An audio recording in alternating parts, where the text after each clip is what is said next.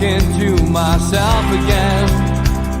But it's the only way you're ever gonna learn. You look back and it's all in the past. I'm dwelling on the thoughts I cannot say to you. If I don't say the words, then maybe it's not true.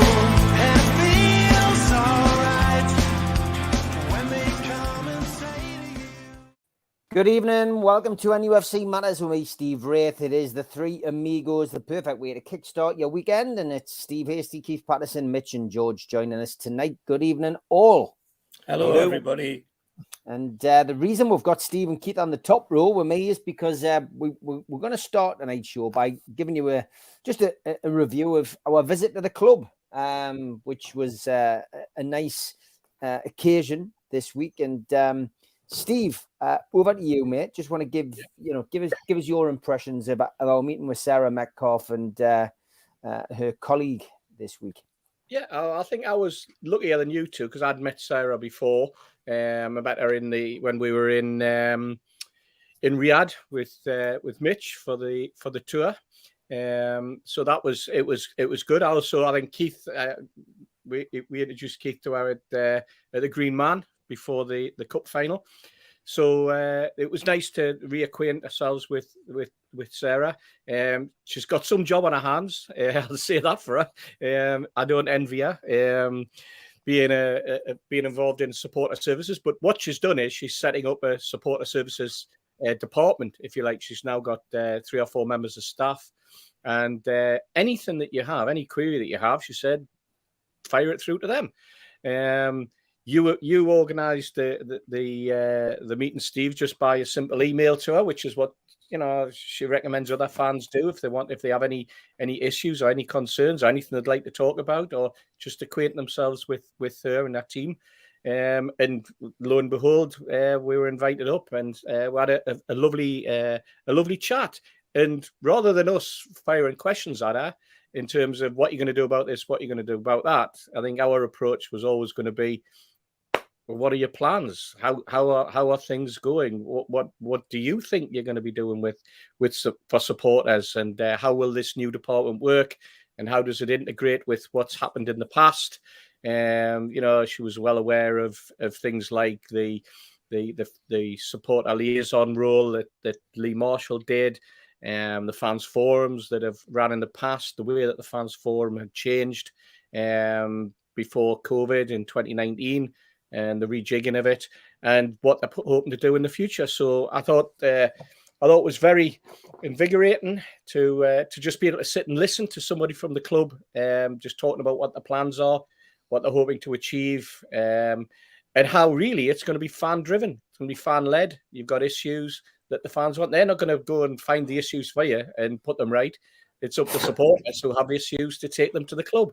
And that's quite refreshing. And that's the way it's always been, to be perfectly honest. Although under Ashley, it tended to be a mountain of issues that everybody wanted to talk about, or one issue that was a mountain high, which was, when are you going to get out this club? What are you going to do for her? So I think it's going to be a different approach. It's going to be refreshing, and I think it can only benefit the supporters of Newcastle United going forward, Steve. Yeah, I've got to agree with Steve. I personally felt, that it was, it was a very beneficial meeting. I think, that you mentioned that it was sorted out by email. I mean, it was the fact that I responded to the Safe Standing survey. I filled it in like, thousands of others did. And, it was nice of Sarah to reach out. I had met Sarah before when she was in her role at the foundation. And to be honest, always found her very pleasant and amicable. But the fact that she bothered to reach out and just send an email and just say, thanks for your response to that. As people will know, it was a ballot to select the people who were going to go along and give their views on Safe Standing. I wasn't successful in the ballot, but she just said, unfortunately, you weren't successful. But if there's anything you'd like to put forward, we value your opinion. And I felt that was such a refreshing change. And I said that to her at the meeting. I said that, that she took the time to do that. And, from my perspective, that was just my thoughts were then, and I'm quite an impulsive person. I think about things, of course, but, you know, I just thought this is the perfect opportunity just to suggest that, you know, myself, you and Keith go in. It would have been nice to have Neil there, but unfortunately he's in a different, you know, a different country. Neil, of course, already had the joy of meeting Sarah across, you know, with you guys in the UAE. So from my perspective, it was a good opportunity to be able to say to her, you know, can I come in and can I come with me two mates? And you know, from my perspective, coming in with the lads was great. And we, you know, we'll go up in the elevator, which I used to go up in every day to work as the fans liaison officer. I get it, you know, we get shown into an executive box and look across the pitch, you know, like I used to every lunchtime. I used to sit in the stands and have my sandwich and look out onto the pitch to an empty stadium. And then obviously, you know, Sarah comes in with one of our team, and we're just made to feel welcome. And I just think, you know, ultimately for me, that was the beauty of the whole situation. It doesn't really matter what we're talked about. It doesn't really matter whether we're put the world to rights, whether we'd gone with an agenda. It's a fact that in this day and age, with new owners, we're in the start of a new era, and you know, we've now got the owners delivering with this kind of thing, you know, fan communication. And we know that Darren Eales is the man who is in charge of that particular side of things. But the fact that Sarah's opened the door, not just to us, but to so many other groups, so many other people, I think it can only be beneficial moving forward. And, you know, I'll reiterate it on here. Thank you to Sarah for reaching out. Thank you to Sarah, you know, for inviting us in. Thank you to Sarah for listening. And thank you to Sarah for giving us, you know, the information as to, you know, to what they want to do moving forward. There's no big secrets. There's nothing hidden. Everything's transparent, and they're communicating.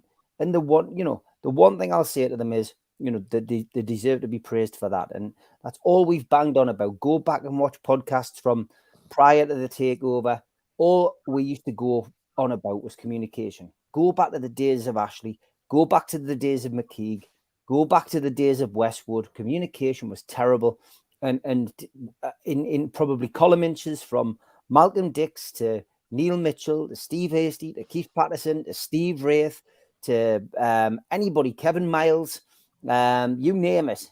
You know, the names around us, you know, everybody was saying the same. Communicate. We never had any. So this is a great new era on the pitch. And I've got to be honest, after the meeting this week, it's a great new era off it, and long may it continue. Neil, sorry, I was in mid-flow, and I know you wanted to say something there, so go on, mate, before I bring Keith in. Just to add in that I'm lucky enough to actually be involved in a different way through the international group that the club have set up. This isn't my fans group, as somebody accused us of this week. It's nothing to do with me. It's everything to do with the club. And it's the club going, we need to speak to you. That came out of that meeting in Riyadh when you had everybody from the GCC there. And we now have a round table with people from every GCC country who's represented on that round table. And it's a harder one for her to do because it's done by Zoom and email. Much more complicated. But if there's anything we can have any kind of helpful input with, that's what it should be all about.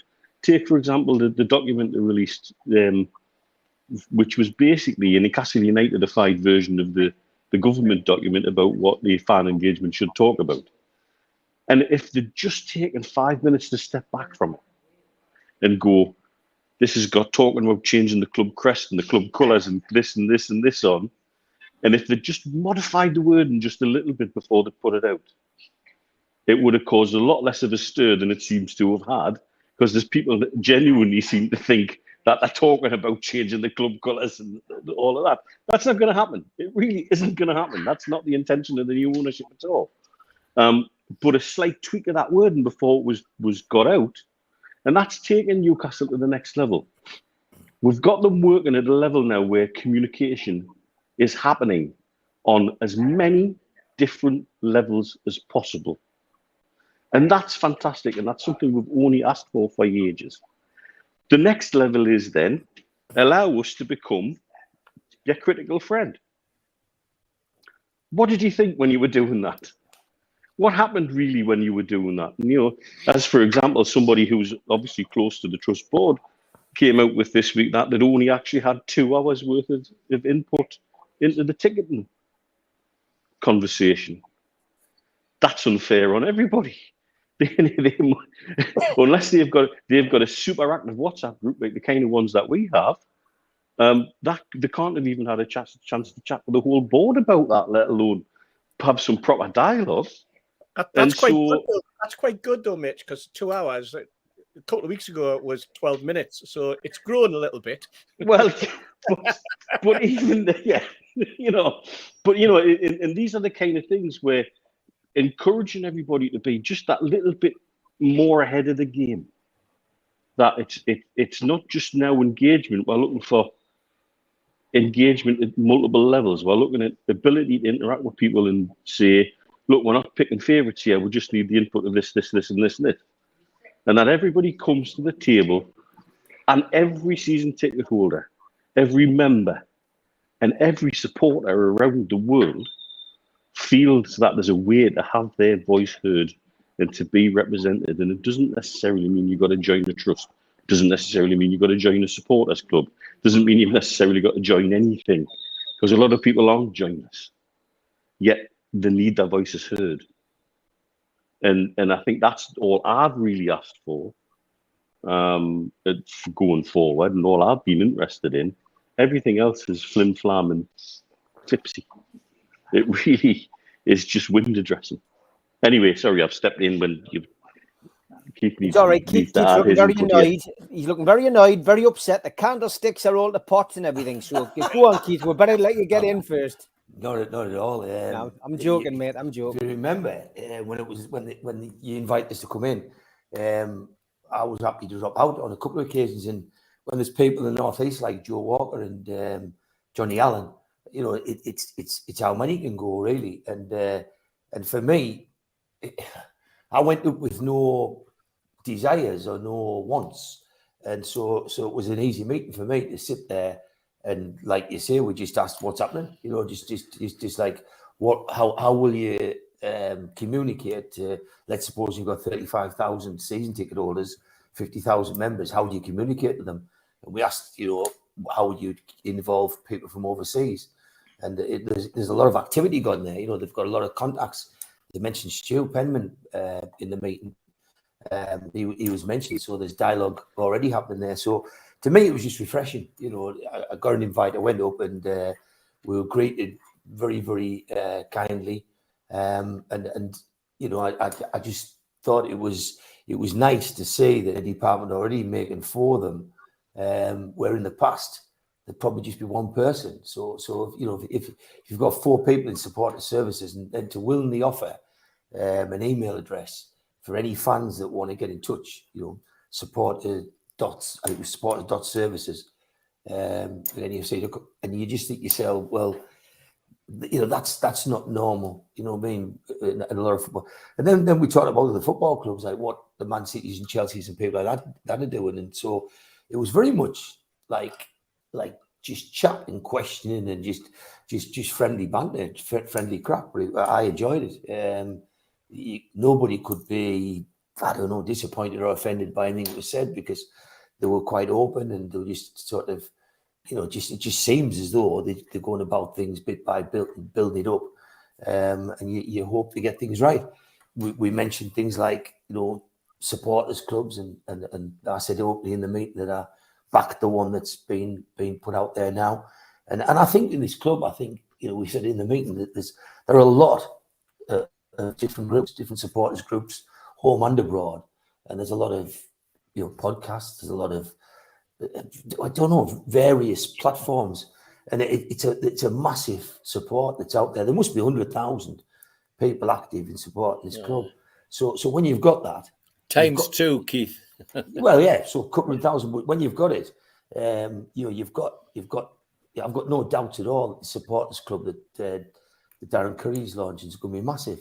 But I think the trust will maintain numbers, because you've got to have a trust, because the trust got to talk to the club according to legislation. So there's going to be enough room for everybody, and I think everybody will just have a voice. And you got the impression that everybody be encouraged to keep doing what they're doing, and I think it's healthy.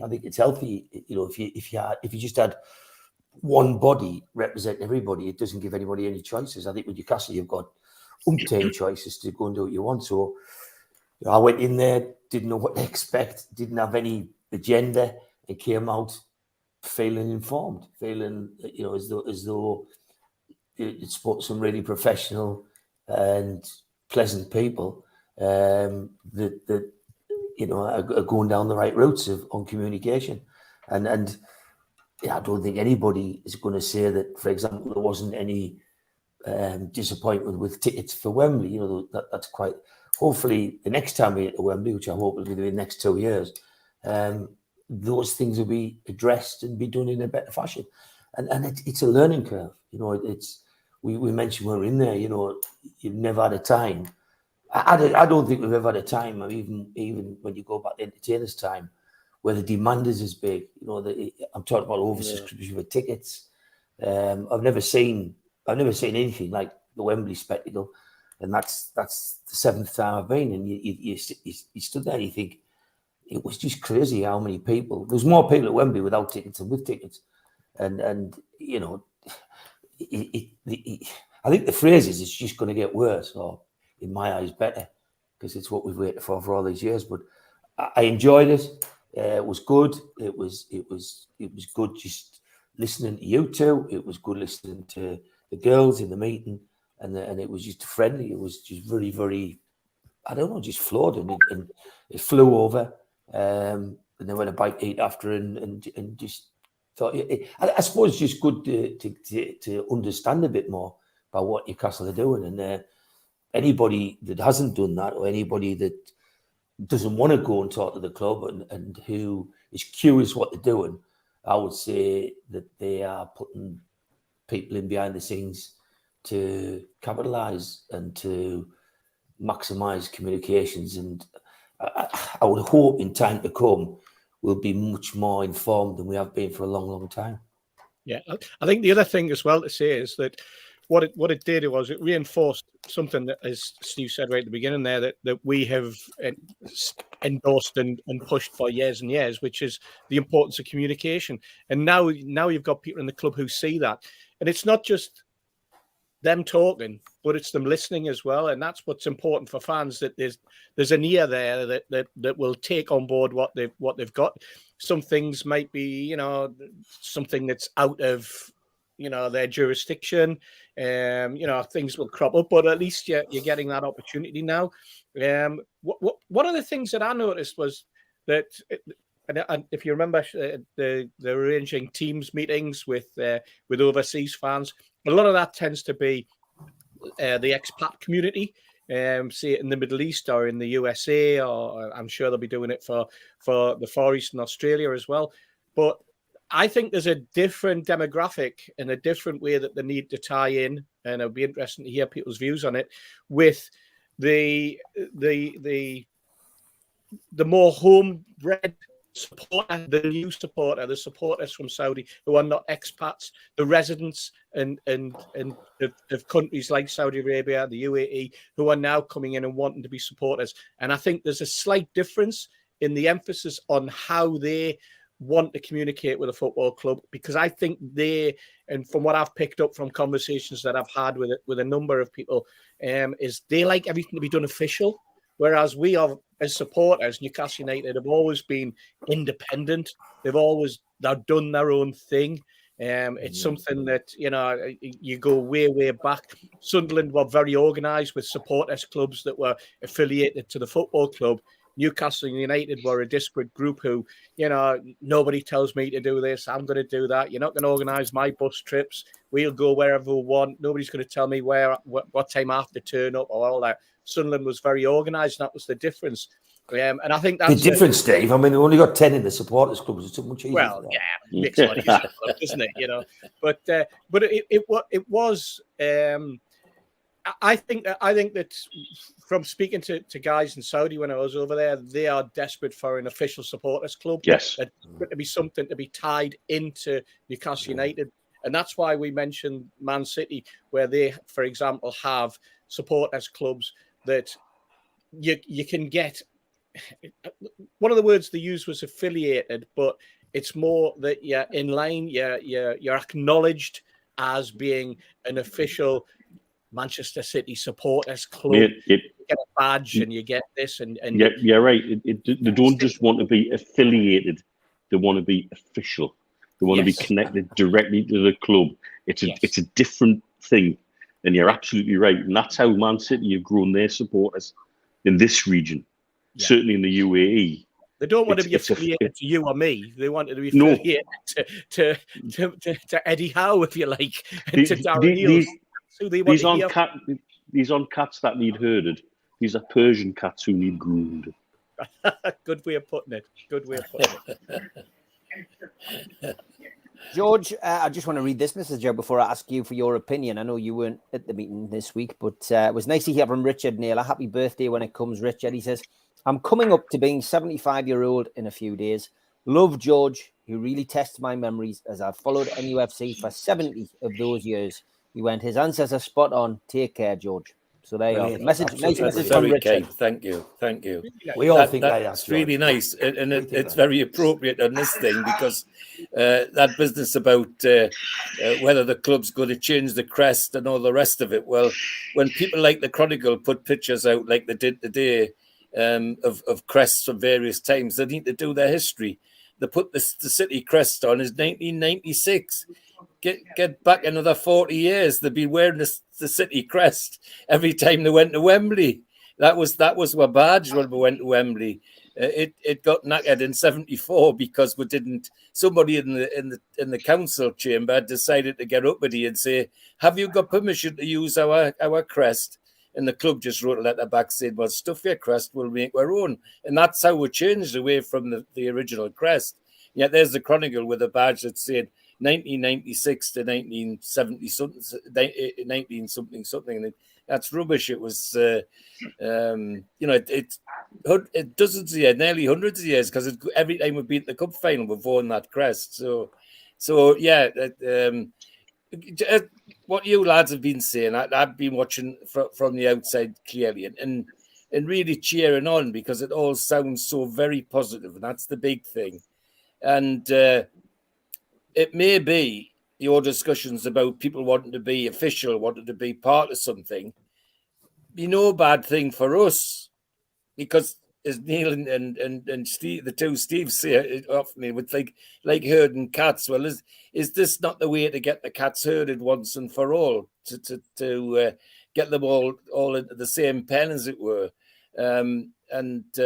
Yes, Keith's absolutely right that legally got to have a trust and talk to the trust. Well, perhaps this new group can do something about sorting that entity out as well, because it's some of the things that have been on this last week on Twitter have been making my blood boil, especially some of the stuff about Steve Wraith and really, well, I've never seen it. Well, good, Steve, because it upset me. It must have upset you, because I genuinely do not see anything negative on Twitter. They don't, because I have my account set in a certain way. But on top of that, I live a life, George. I don't live my life on social media. So sadly, unless I get sent Troll of the Week, I don't even see them. Well, I have to use a magnifying glass to read it. So my magnifying glass has been worn out this week, reading all the rubbish that's been going on, and people defending the indefensible.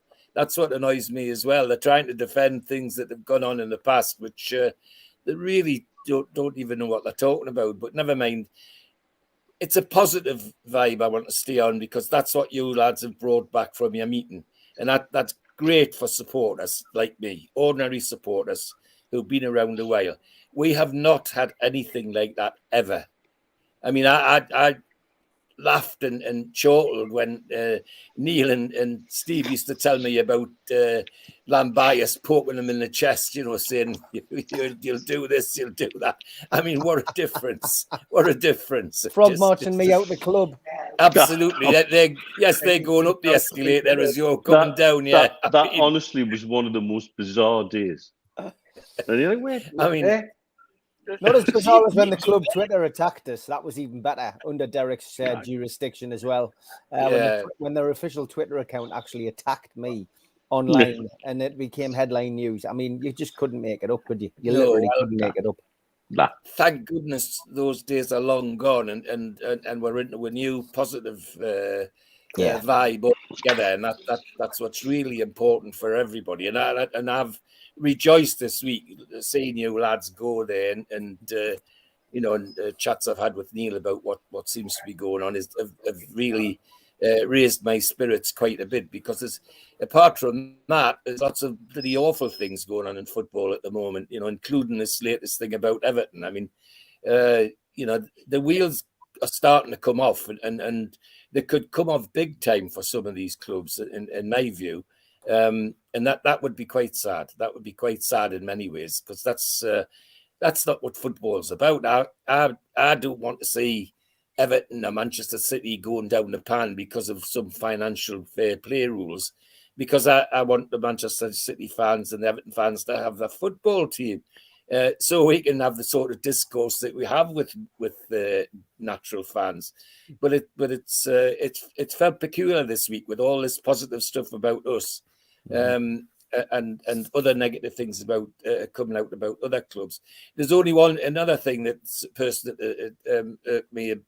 There was a journalist who, I think it was this morning, or was it yesterday morning, was going on about the fact what happens if Manchester United get sponsorship from Qatar.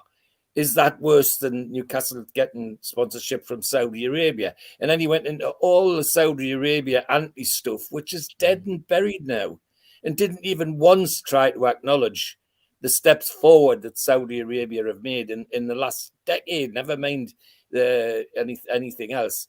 It just was all back to negative, just to write a story. And I'm glad we're putting that away, and hooray to the positive stuff you lads are bringing forward. And I'll leave it at that, otherwise I'll go on forever. No, great stuff, great half hour. Thanks for sharing that, lads. It was, as I say, it was a pleasure to go up, and I'm sure we'll be up again at some point. Don't forget the Food Bank shirt up for grabs this week. It's signed by Solano. We haven't got a bid on it yet, so if you need it, if you want to put a bid on it, it's all proceeds going to the Food Bank. I want to close it off this week, so place a bid under the photograph of the shirt at Steve Wraith on Twitter, and you could be the lucky winner of that, signed by Nobby Solano. And don't forget, get yourself to NUFCmatters.com website to buy tickets for tomorrow night. Last chance to get tickets to see Nobby Solano. Got a good crowd going tomorrow, so should be good. Okay, as always, we've got plenty to get through on a Friday, and we'll start with Tweet of the Week.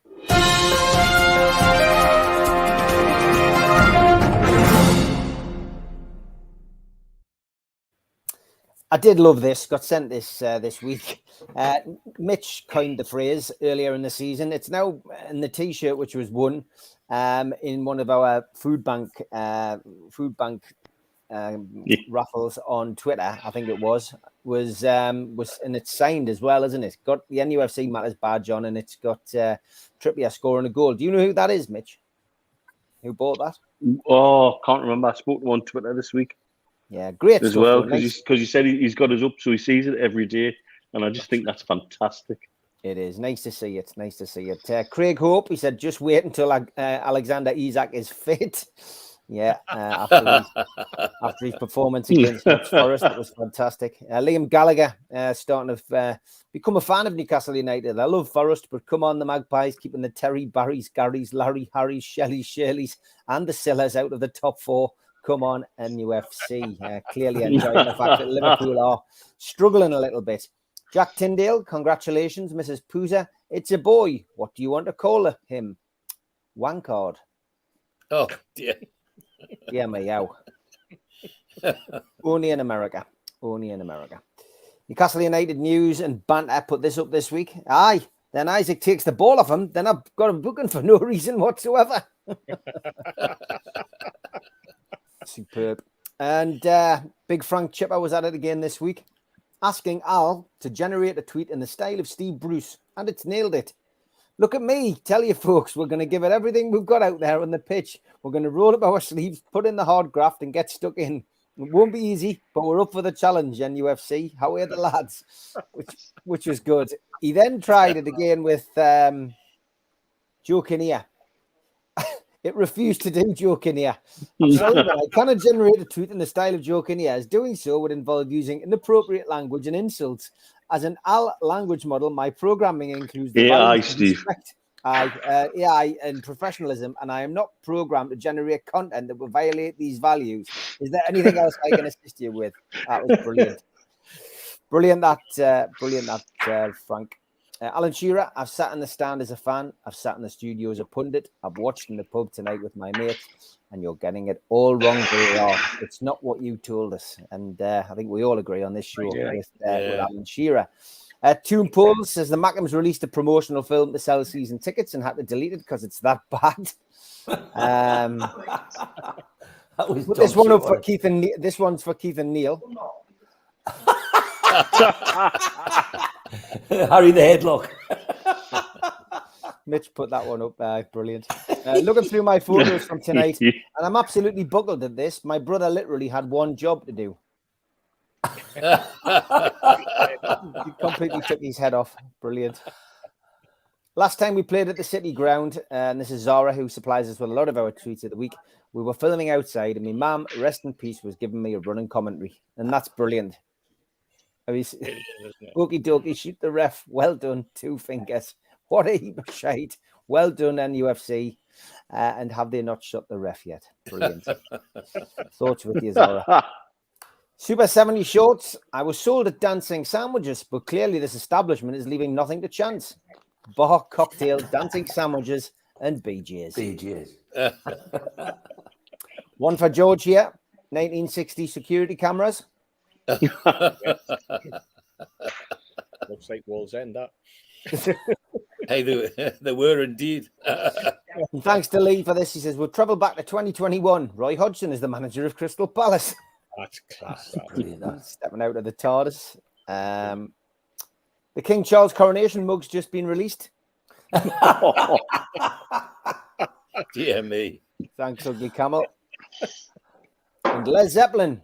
And Dougie Morris. Quality that, mate. Quality that.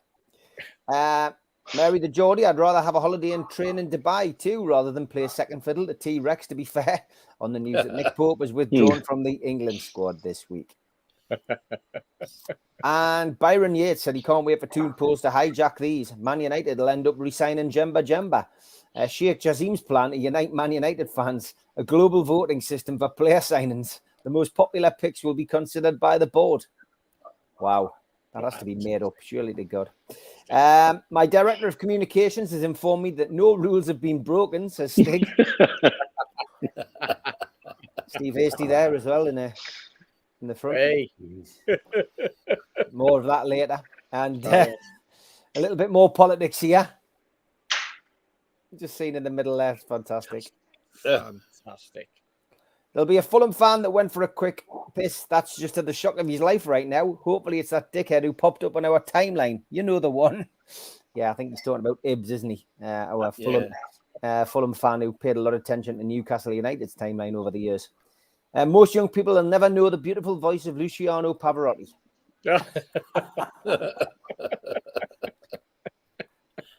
Got sent this one last week as well, Zara. Brilliant. It was a little bit late to include high-tech Geordie insulation. What a great T-shirt that is, Mitch.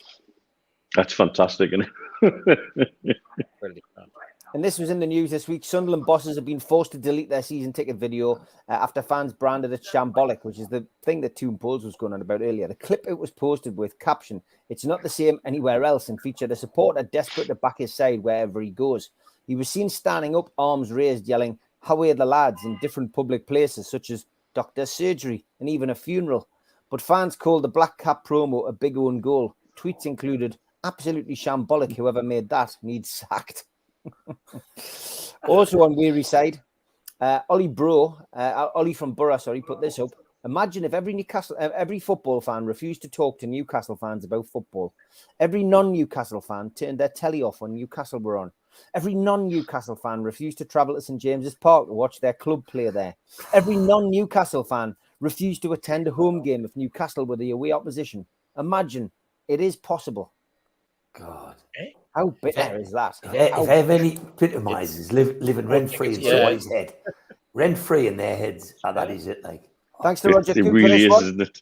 I hate people who use the He's same been word to the twice. Thai In a, massage parlor too much. Roger Cook says, I hate people who use the same word twice in a sentence. Enough is enough. Thanks, Roger. I know you're in the chat there. And finally, road closure we can all relate to. it's spot on. Jimmy Moore, thanks for this tweet of the week. Reporters and photographers really need to check their surroundings.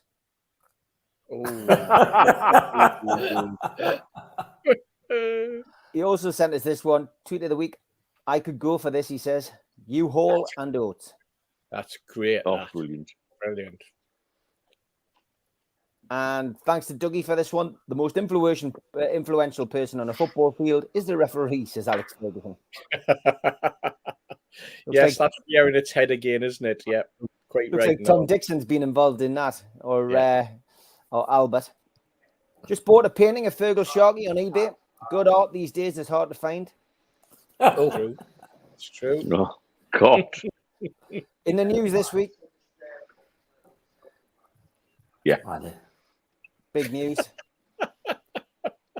We've all been there. We've all been there. Well, Jimmy, and when someone gets in your car and starts criticizing your driving, walk then. More political satire here from Share and Enjoy, keeping it light. Jaws. That's good. And here's Mitrovic. Oh, Jesus. Brilliant. Excellent, that from Pete Sibley. Coming up to the last two. Bumblebee Anatomy. Very good. And I think the winner this week was this one. The B-52's less successful follow-up to Love Shack. Shack. Oh, dear me. Excellent. Great stuff. I do just want to touch on these as well because Albert sent us these. He went on a bit of a one, Albert, this week about players that had strange names. Ours Bandit, supposedly an Algerian footballer in the 70s. There seems to be thin evidence of his existence, but he is certainly included either way. Stefan Kuntz from Mick Gilchrist, of course, another player that played for a football team. Ralph Minge. Minge played his entire career at Dynamo Dresden, also representing East Germany on the international scene no less than 36 times, and now a manager. He says, can this be a new section for the Amigos? I know Koch had a loan spell at Charlton. I said Paul. And this was tied anyway, won't it? You know? This was tied in with a hasty lookalike as well. Andre Muff. Muff is a retired Swiss striker who played from 1999 to 2009 with 2 appearances for Switzerland. Unfortunately, his career was blighted by injuries.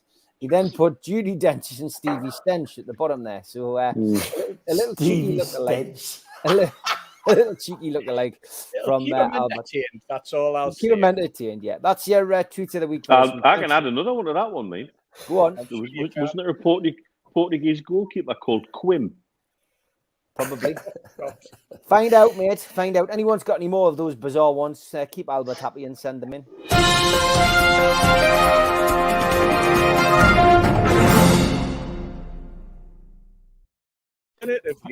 Alternatively, keep Albert happy and send them to Albert. Aye, true. Roger Cook says, can we or will we hear from the commercial department more, Steve?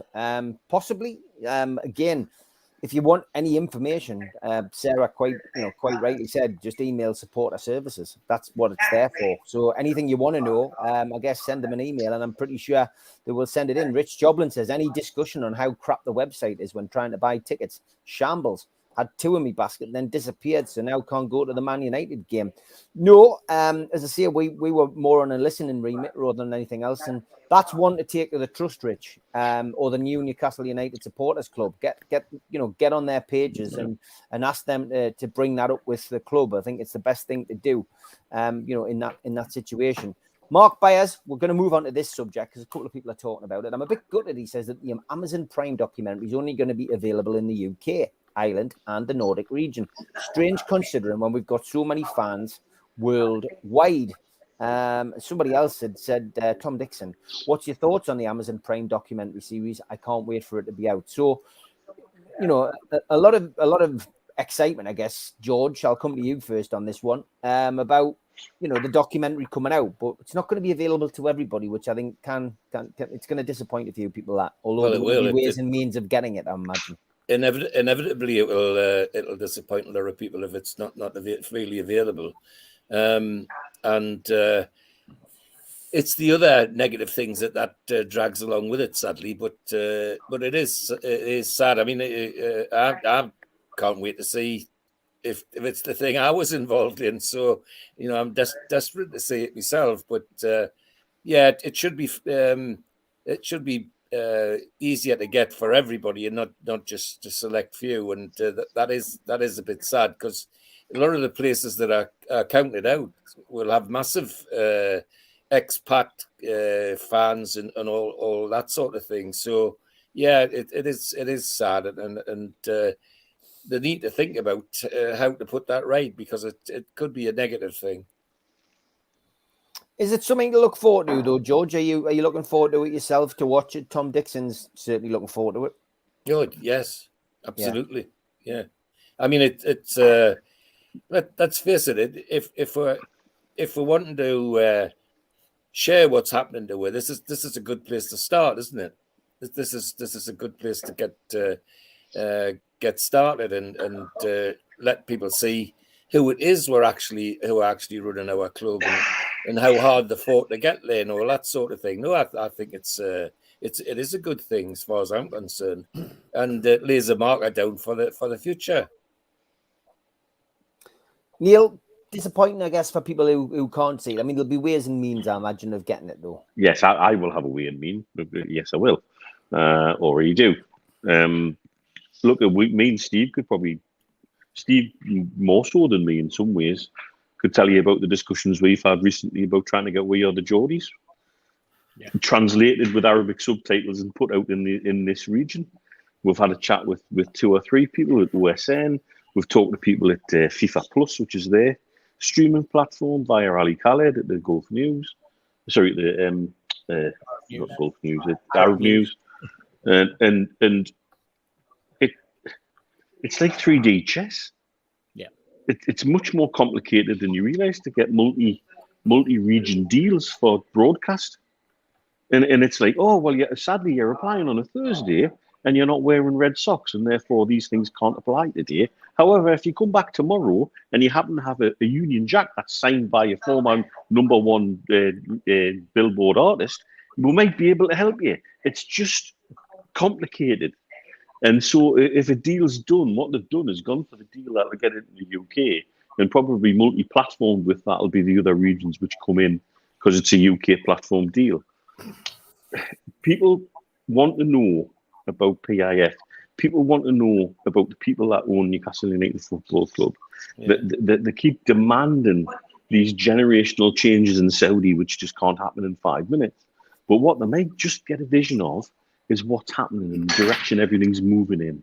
And it might just calm down some of the real irritating ongoing issues where people will just chuck hand grenades without reason now. You know, it's past the point where you can reasonably start to have all the debates that have already been had all over again. I don't see this as some people have, and I understand why some people have, because we're just waiting for everything to go wrong and the wheels fall off again. You know, I don't think this is going to be a documentary which is going to give people stuff to chuck it with. In fact, I think what this is going to be a documentary that'll do is put a fire blanket on some of the embers that are laid behind. Yeah. You know, we've seen it happen. You'll probably have seen a picture that we had out on Twitter with Amanda with her arms around me and Steve at the meeting in Riyadh. One of the things she made sure she did when she came over to do that, the cameras were brought with her. And whoever was recording, she had a good chat with them about a few things while she was there with us. And it's quite sure it's being led by the owners and the ownership group to show exactly what they want to show. And so she was probably saying, "Can you just interact? Can you just intercut that scene with a dog?" Probably, aye. Have you got an alpaca picture? We'll just put one of them as well. You know, and so I think I see this as a massive opportunity. And yes, it'll be irritating for people outside of the region, because actually, I think the global fan base would love watching it. As I understand it, the way these things, once they get platformed in one region, they do eventually get platformed out to other regions, just at different times. And so I think it will eventually go global. But anybody with a VPN can find a way around that. And anybody with a magic box of some description can find a way around that. So it will go global, whether we'll like it or not. That's just the modern world now. And I'm quite excited to see it. I think it's the kind of positive PR exercise that we are so unused to having at Newcastle United Football Club. And that's why people are frightened of it being another stick that people get beaten with. And like I say, I don't think it is. I think it's a fire blanket that'll dampen a lot of the embers down. Keith, thoughts on the Amazon programme now that it's been officially confirmed, despite us confirming it a few months ago? Yeah. One thing certain, if Newcastle are putting a film out to try and have massive or maximum impact, and they get the club brought to the echelons of recognition and to the top of the league on videos released, they're not even going to come close to what Sunderland did. Because if you remember the Sunderland video that went out, it was the biggest. You find that in comedy over here. But it's the biggest PR disaster you could ever have, and I don't think anyone will ever surpass what they did. I mean, you couldn't. Why somebody didn't say in the middle of that, switch that off, I'll never know. But for me, all these videos, they're about the past, and you know, it's good to record it as it's happening. It's good to put something down. I've got no doubts and I've got no fears that whatever's being filmed will bring Newcastle in good light. And the reason being is because what they're doing, 99% of what Newcastle's doing is good and it's healthy, it's progressive. What Sunderland were doing was imploding on a television screen. So you know, some of the best television I've ever watched was watching their videos, you know, and watching them fail and watching them over expect their club to achieve. And I think that's the difference. I think in Newcastle, we all think we've overachieved, or at least the people I talk to do. They think the club's currently overachieving. So if you're filming that and the people that's being spoken to have got a modicum of sense, they're going to talk about the overachievement. But I'll watch it, I look forward to it, and anything that's out Newcastle, obviously fans home and abroad all want to watch. So I fully get Mark Byers' point. And because it's English speaking, I think it'll only take days for someone to record it and get it over to the States. I think it's what happens now in the world we live in. But for me, I have no anxiety or no fear over what's going to be on that film, because it can only be good from where we were to where we're going. You could not make a film about that if we're not good. But for me, we're talking about something that's happened in the past and something we've seen. Call us greedy, call us impatient, call us a typical Newcastle fan, but I'm more bothered about tomorrow. So I'm less motivated, worried, concerned, and even interested in what we did 3 months, 6 months, 9 months ago. I'm more thinking, will we get Champions League? Will we get fourth place? Who are going to sign? You know, which of the top coaches, scouts are going to join us? You know, what the team will look like next season. If we get 5 players this year, at what level will they be? Will we start getting the younger people to join? Because we've lost out big ones to Man City and Chelsea this year. So for me, all my thoughts and all my aspirations and my dreams are all in the future. And I guess the only thing that really, really makes me buzz is like a week on Sunday. You know what I mean? Kick-off time, Man United. And I loved, you know, I talked about Forest all day because I thought it was brilliant watching the Forest game. I thought it was, I thought the togetherness, and I thought, I just love the fact Newcastle have won 2 games in the last few minutes, 2 weeks running, and got 6 points where Steve Bruce would have got none, and many managers would have got 2 single points. But this fella, this team, this squad, this group. So that's what excites me. And I just think myself, the film, I would make it when we've won something. I would build it up to a win, because that's what's coming. It's coming sooner than you think. And so that's what excites me. And you know, the film and the change is great. You know, it's all good in the brand that is Newcastle. But I would say it's a little bit of an own goal if you haven't got Middle Eastern version, you know, US version, you know, because that's what we try and attract. We're trying to lengthen and widen the fan base. But the film I want to watch is when we've won the Cup, we've won the League, we've won the Champions League. Would you include qualifying for Champions League as a win? Yeah, I would. I would think that would be a good way to do, Phil. And I think it's well, you know, if they're going to run at the end of this season, I think from being bottom of the league, as long as we were last season, to top 4 this season, it's probably, in terms of football, attracting players and world recognition, it's probably bigger than win the Carabao Cup.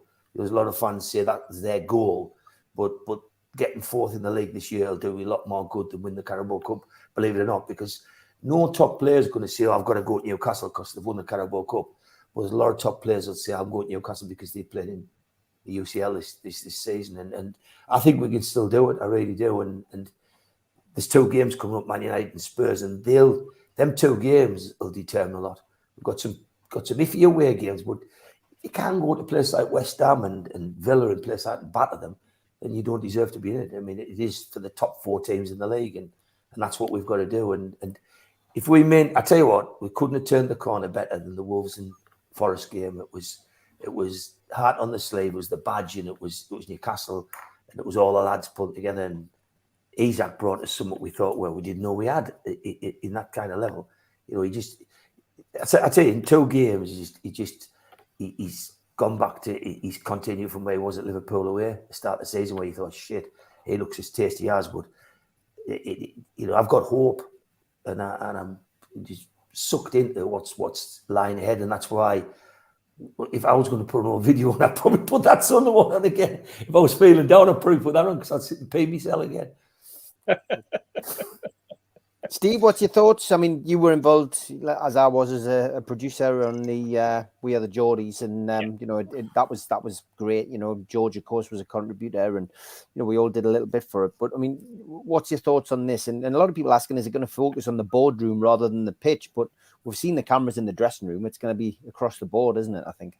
Yeah, I don't think it's going to concentrate on specific games or stuff like that. I think it's going to be more about the bigger picture, what Newcastle United is now, what the club is about now, the difference between where we were before these people came in, the publicity that's generated, but where the club is. Just what a football club in the Northeast is about, and it's not, as Sunderland did, what came over as being another episode, as somebody put up there, of The Office.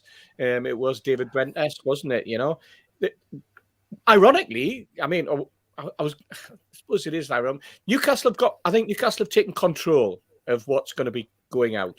It's their company. It's their camera guys. You know, they've had this ongoing since the start of the season, when we were aware of it back in August, in September, that there was something going on, and there was a crew with them constantly. Sunderland, ironically, was produced by support as the production company were Fullwell 73, you know, and they're all big Sunderland fans, and yet they put it out as a fly in the wall, warts and all. And I suppose if they hadn't, it would have only lasted 20 minutes, you know, because of where Sunderland were at the time. If there's anything that you can say, and I think they took them. I think basically Sunderland were in such dire straits. They took the money. They took the money from the production company. They got a good offer from the network distributors, and off it went. And of course, those guys are not interested in what's going on. They haven't got the football club at heart. What those guys have got is it good TV? And if it's car crash TV, it's even better. And there was an element, quite interestingly, and then it's like a bit of a juxtaposition.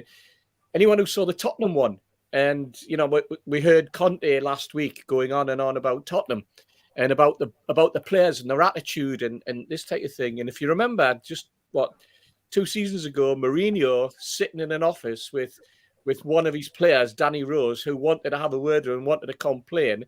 And at the end of it, when Danny Rose was hearing what he didn't want to hear, he went, "Well, I'm going to go and speak to Mr. Levy then." And it was like, "Well, I'm going to go to the head teacher." You know, he's in with the form master and he's been ticked off. He got what he wanted. So, right, when I'm going to headmaster, then maybe Conte's right. I don't think we're going to have anything like that with Newcastle United. I don't think it's going to be that sort of documentary. I think it's going to be an informative documentary series or docu-series or whatever you want to call it. And it's just going to show an insight into what the heart of Newcastle United is.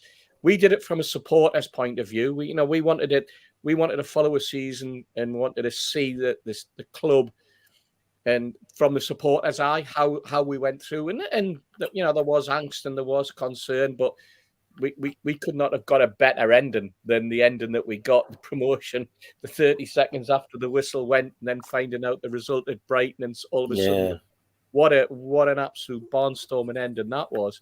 I don't think it's going to be anything like that, but I think it's going to show Newcastle United in a good light. I think it's going to show the new owners, and it's going to show us as fans what the new owners are about, what their aspirations are for the club, and what they've brought themselves to Newcastle United, and what they're going to be giving out, or hopefully, you know, what their aims are to give back to us as supporters, and allow us then at the start of next season to go, this is going to be fantastic. You know, we all think and we all know in our heart of hearts that we're going places, but to actually hear it and see it from a different perspective and hear those words from the people who are the owners, I think is going to be very enlightening, very encouraging, and I'm looking forward to it. Yeah, me too. Steve, sorry, Steve, can I come back on the bit they did with me? If that's the team that's done it, all I can say about the people I met, the one thing I was comfortable about was I really felt they wanted to know. You know, they were really interested. I've done professional film stuff at the university where the bloke doing the stuff we couldn't get out the door quick enough. But these were prepared to stay in the strawberry until I stopped talking, or until they asked me all the questions. I had my carrier bag with me rattling and me different scarves from different occasions, and whether I wanted to show them or not, they very quickly had them on the table and spreading them out and encouraging me to talk about them, and all the silly stories or all the interesting stories about my father and all the rest of it. And as I say, the big thing was I genuinely felt they were really interested in the subject matter, and they weren't in a hurry to get away. It was just, let's do this and do it properly. And if it's all like that, it'll be great. It'll be fantastic. Yeah. Okay, great stuff. Halfway through the show, and it is time for the ads. Big thanks to all our sponsors. Thanks to Skips and Bins. Telephone 0800 25 45 25 3. Email inquiries at skipsandbins.com. Website skipsandbins.com. Easy contract free and pay-as-you-go waste collection. Thanks to Mr. Vicky's Sauces, handmade in Cumbria, and you can find them at mrvickies.co.uk. Email info@mrvickies.co.uk and place an order by phoning 01768 210 102. Thanks to Frui Vita Getaways. Book your holidays or short breaks in the UK or around the world with them. Let them find your happy place. Abta and Atol registered. You can contact them by emailing fruivitagetaways@gmail.com. Call or text 0792 842 7895 and join their Facebook group at Frui Vita Getaways. Thanks to Media Arts for all the technical help and videos that they do. And thanks to qtechshop.co.uk, the makers of pool tables and snooker tables in Wallsend, Newcastle. If you want to join the channel, click join, and you can see the various rates that you can pay to help support us. If you want to join by subscribing, hit the subscribe button. That is free. Hit the thumb up under the video to help the algorithm, and click share to other social media platforms. If you do subscribe, we do give you a free car sticker. Just email John at nufcmatters.com and he will post you one out. If you want to join the cult, which is a one-off payment of £25, where you get a scarf, a pen, a cup, and entry into the monthly draw, then go to nufcmatters.com and look for the cult membership, or put your phone over this smart code and it will take you straight there. We are available as well as a podcast on iTunes, Spotify, Podbean, and the rest. And we do support the food bank on this channel. So if you want to make a virtual donation from anywhere in the world, go to nufcfansfoodbank.co.uk and put your money into the match day bucket. We've got some events coming up. First off in April, April the 3rd, 4th, 5th, 6th and 11th. Peter Beardsley Soccer School is back for ages 6 to 16 years. Go to peterbeardsleysoccerschool.com for more information. An evening with John Anderson at the Time Out Surf Cafe, Tuesday the 18th of April. Book your tickets direct from the venue. An evening with Frank Clark and John Gibson 2 nights later. Thursday the 20th of April at the Irish Centre. Tickets from nufcmatters.com. An evening with Nobby Solano at Laurel's in Whitley Bay is May the 11th. So contact the venue direct if you want to go to that event. And we've got our NUFC Matters end of season party, which is the 27th of May at 7 o'clock. Tickets are a tenner from nufcmatters.com. An evening with Rob Lee at Louis Liquor Store, 1st of June. And tickets direct from the venue. And an evening with Rob Lee, Lee Clark and John Beresford, Friday the 2nd of June at the Grand Hotel Gosforth, which is in aid of the Healing Tour charity. And you can get your tickets direct from them at the healingtour.org.uk website. Just click events. A little bit later in the year, an evening with Gavin Peacock, July the 10th. Tickets from nufcmatters.com for that one. And if you like your boxing, a night of champions featuring Frank Bruno, Ricky Hatton, Nigel Benn and Joe Calzaghe. Tickets for that one from goldstarpromotions.com. Okay, don't forget as well the John Anderson talk-in is taking place at the Tynemouth Surf Cafe. Tickets are on sale down there. I think there's about 15 tickets left, so get yourself onto their website and do not miss out on that. We do have the Shearer Ball raffle up and running again at nufcmatters.com. 150 tickets, £1 of tickets. Get yourself onto there if you want one of them. John from QTech, as always, does his clues. Last week, the first clue went up at 5 foot 10 inches. And the second clue, which is this week's, is Bury. Write them down. We'll have another 2 clues and a question and your chance to win a prize then. Don't forget as well, the Food Bank shirt signed by Nobby Solano is on my Twitter at Steve Wraith. Get your bids in tonight and hopefully we will give that away to a lucky winner. And I put a link into the chat as well to win an Isaac shirt. The guys who have been involved with the show on and off, footballprizes.co.uk have asked us to advertise this one. Your chance to win a signed framed Isaac shirt.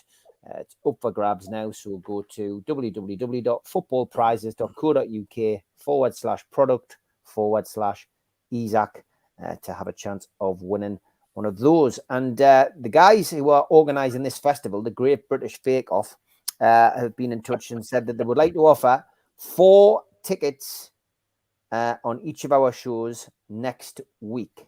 So we're going to start on Monday. We'll finish on Friday. So the lineup there, the Arctic Monkeys, Queen, Sam Fender, the Beatles, the Beautiful South, Bob Marley, all of these tribute acts. It is a weekend of the 30th of April. 5,000 people, 20 bands, 11 hours, 3 stages, and 1 huge day. And it's on Bank Holiday Sunday, the 30th of April, at Leazes Park from midday until 11 p.m. It's got 3 live music stages, a main stage with bands from the 60s, 70s, and 80s, the big top 10 with bands from the 90s and noughties, plus an introduction stage for local rising bands, loads of food stalls, fun fair rides, proper draft beer, cocktails, spirits, etc. It's going to be a day for all the family, and adult tickets are just £20. Kids go free with a ticket, and you can get your tickets from fakeofffestival.co.uk. There is, of course, those of you who will be fully aware, the Newcastle versus Southampton game on the same day. But kick-off is 2 p.m, so it's ideal for people to visit after the game and make it an awesome day of food, beer, and music. So they're offering us 4 tickets each of the shows next week. So we'll just answer a simple question, and anybody who wants a chance of winning those, tune in next week and hopefully you will have a chance of winning some tickets for that. Okay, time for Toon Lookalike.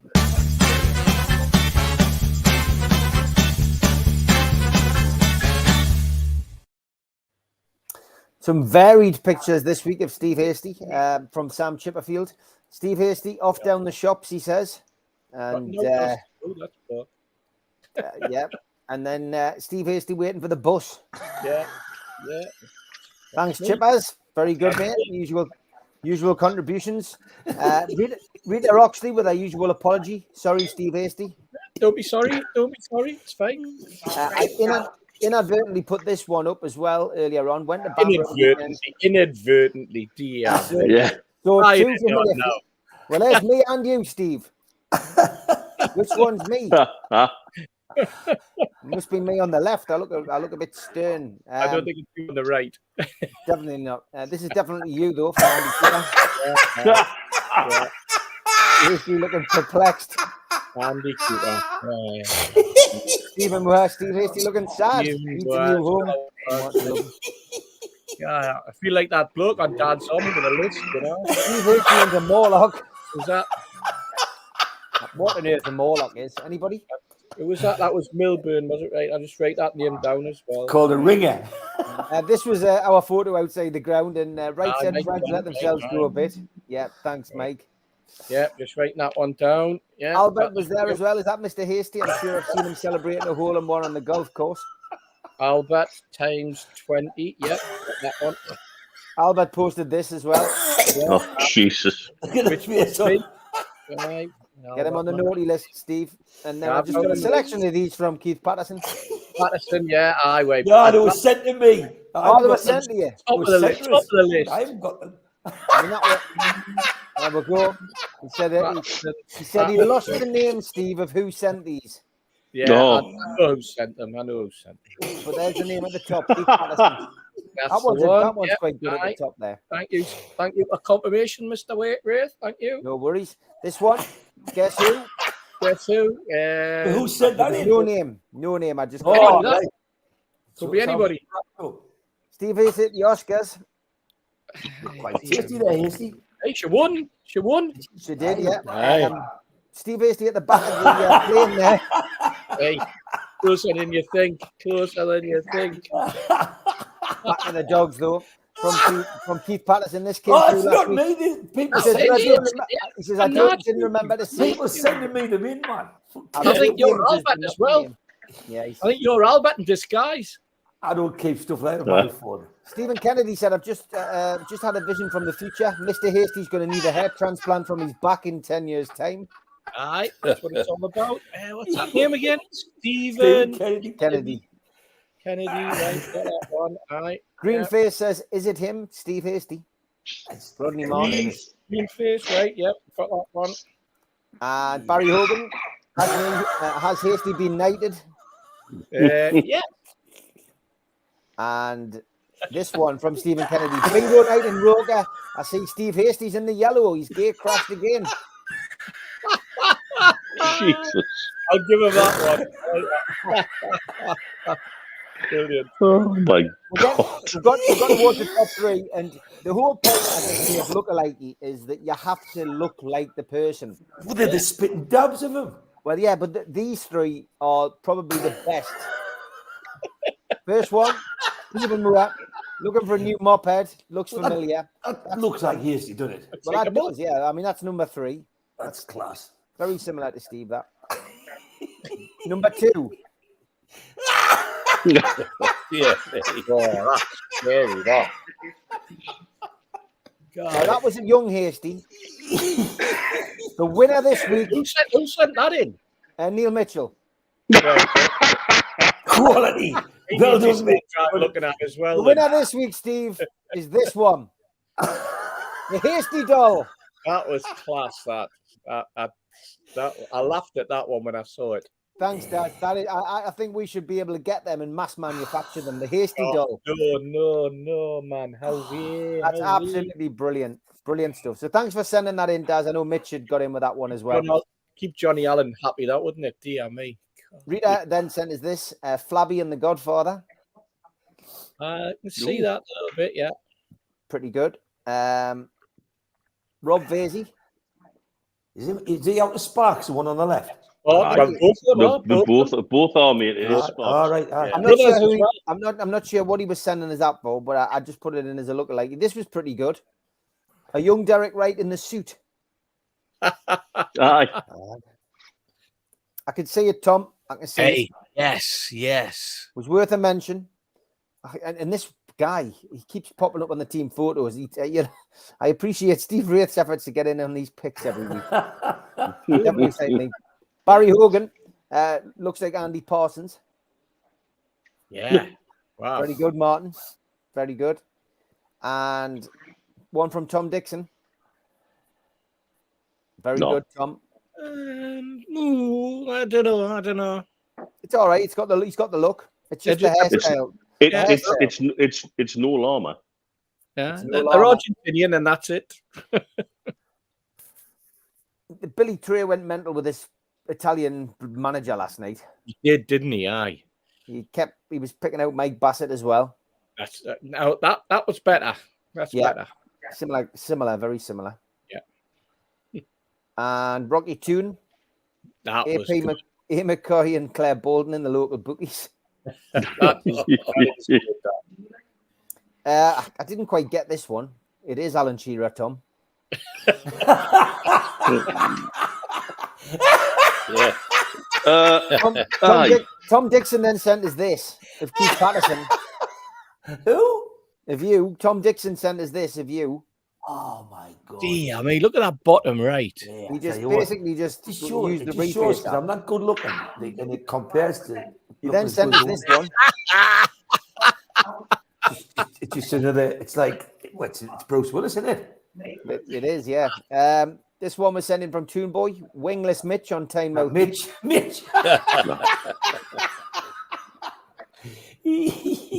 The yellow ones with the dry cleaners that day. And Mick C says, "Is that me?" No, it's not, mate. He was jumping all over the place. I couldn't do that, mate. I couldn't move that quick these days. Harry Redknapp and Ryland's mother. Pretty good. I've thought that for a while. That. And Curly Watts or Steve McManaman, says Paul Whitfield. Yeah, Very good. Yeah, good. Some good ones, lads. Billy Trey again. Sal Solo and John Joe Shelby. Well, he's bald, Billy. Oh, aye. Yeah. He's bald. Who's Sal Solo? I don't know who Sal Solo is. I've got no idea. Will Smallbone and John Joe Shelby, says Jimmy. Not a good surname. It's Smallbone. Winner this week. Former USA President Woodrow Wilson and Fred Gwynn. Yes. Pretty good, Yes. that Rocky. I think the mop. I think the mop's probably The mop was closest excellent. up. Like the mop was mopped up. Yeah. The Well mop. done. People are likes coming in. I haven't actually had any yet, but they won't be long, I'm sure. Sal.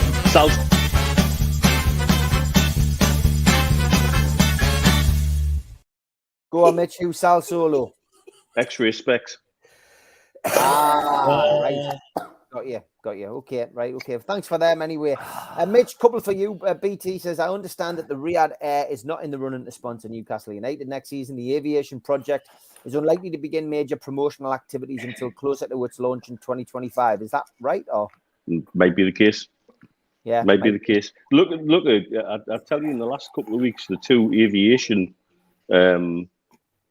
sponsors that have been chucked into the ring, obviously, been Saudi as well, which could be because they've just gone and done a deal with Aston Martin, who are also owned by PIF, and it's not PIF's money. So if they've got other Saudi money to put into the project, that's great.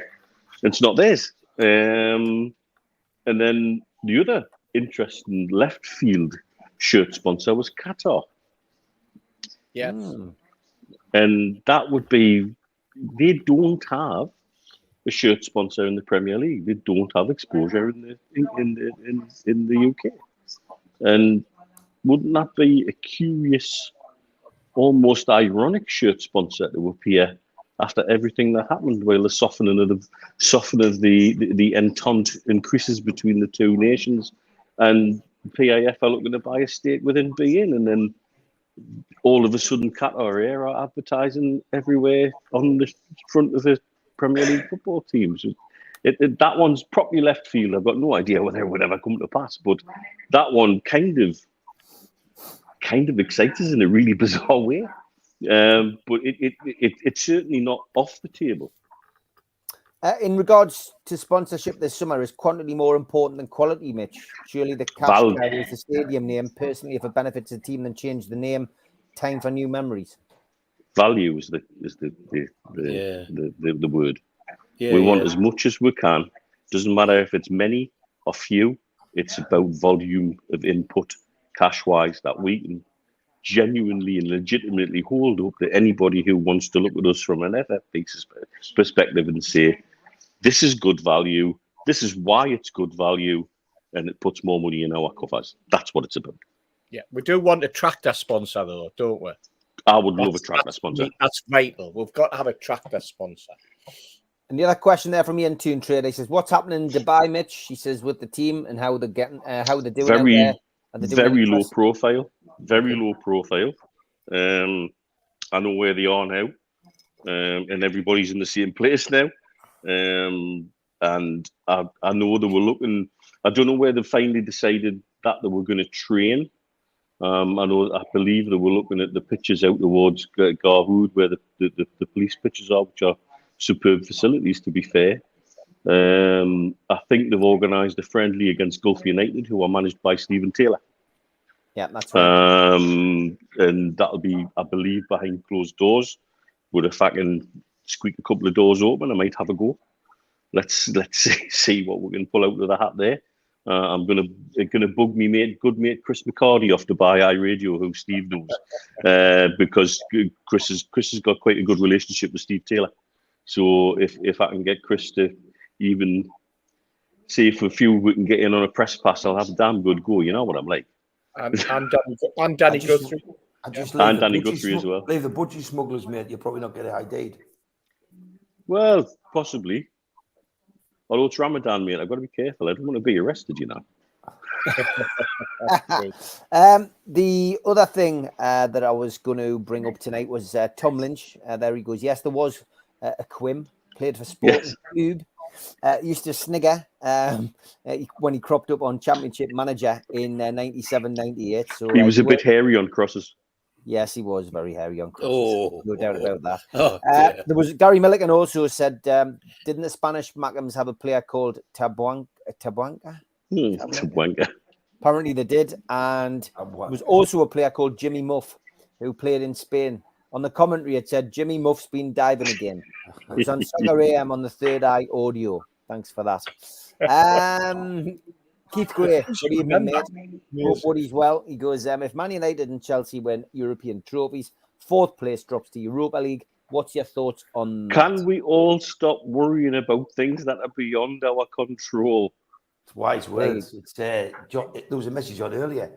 Roger Cook said, do we think that Man United and Chelsea get it? Like Mitch says, we've got to get 4th first. That's it. And 3rd's not out of reach. Third's not out of the question. Beat Man United, you beat Spurs, and you can do it. But we can only do what we can do. Win this title? I don't. I don't think Chelsea can win the Champions League. I really don't. I don't think there's a hope in hell that they'll win it. So there's a lot of kerfuffle over something's not going to happen. Yeah. So, like Mitch said, worry about 3rd and 4th, nail 3rd and 4th, and then worry from then on in. But I don't think Chelsea's going to open hell and win it. Not a chance. I'd be amazed. Sorry, Steve. You go, George. No, go on. I was going to say I disagree. I think that it's the sort of thing that would happen to Chelsea, that they would win the Champions League. I mean, yes, they've got a difficult game against Real Madrid, but they're not going to beat Real Madrid. Ask Liverpool if it's difficult. Sorry? Ask Liverpool if it's difficult. Well, fair enough. But you know what? This is football. This is what happens. This is and if that situation does arise, then that's the way it goes. That's the rules, and that's what you have to abide by. It happened to Tottenham, didn't it? When Chelsea won previously a few years ago, they finished 4th and they ended up dropping into Europa because of a situation where we're only allowed 5. But you're all right. I mean, absolutely. Let's qualify. Let's get into that position first. Let's not worry too much about it. But yes, it's always going to linger in the background. But I personally think we can finish above Man United anyway. So and we'll certainly Tottenham. Steve, when you're talking about the rules, we're about the stupid set of rules that let us into the Fairs Cup, which we went on to win. Yes. We finished ninth that season. Ninth, yeah. One club, one city. One club, one city, and all of that came in, and we ended up in the Fairs Cup and went on to win it. That's right. Yeah. Yeah, I think what Mitch said before is quite apt. You know, stop panicking. Absolutely right. And I do genuinely feel that third place is something that Newcastle are aiming for. Kirk says the same. We're going for third place.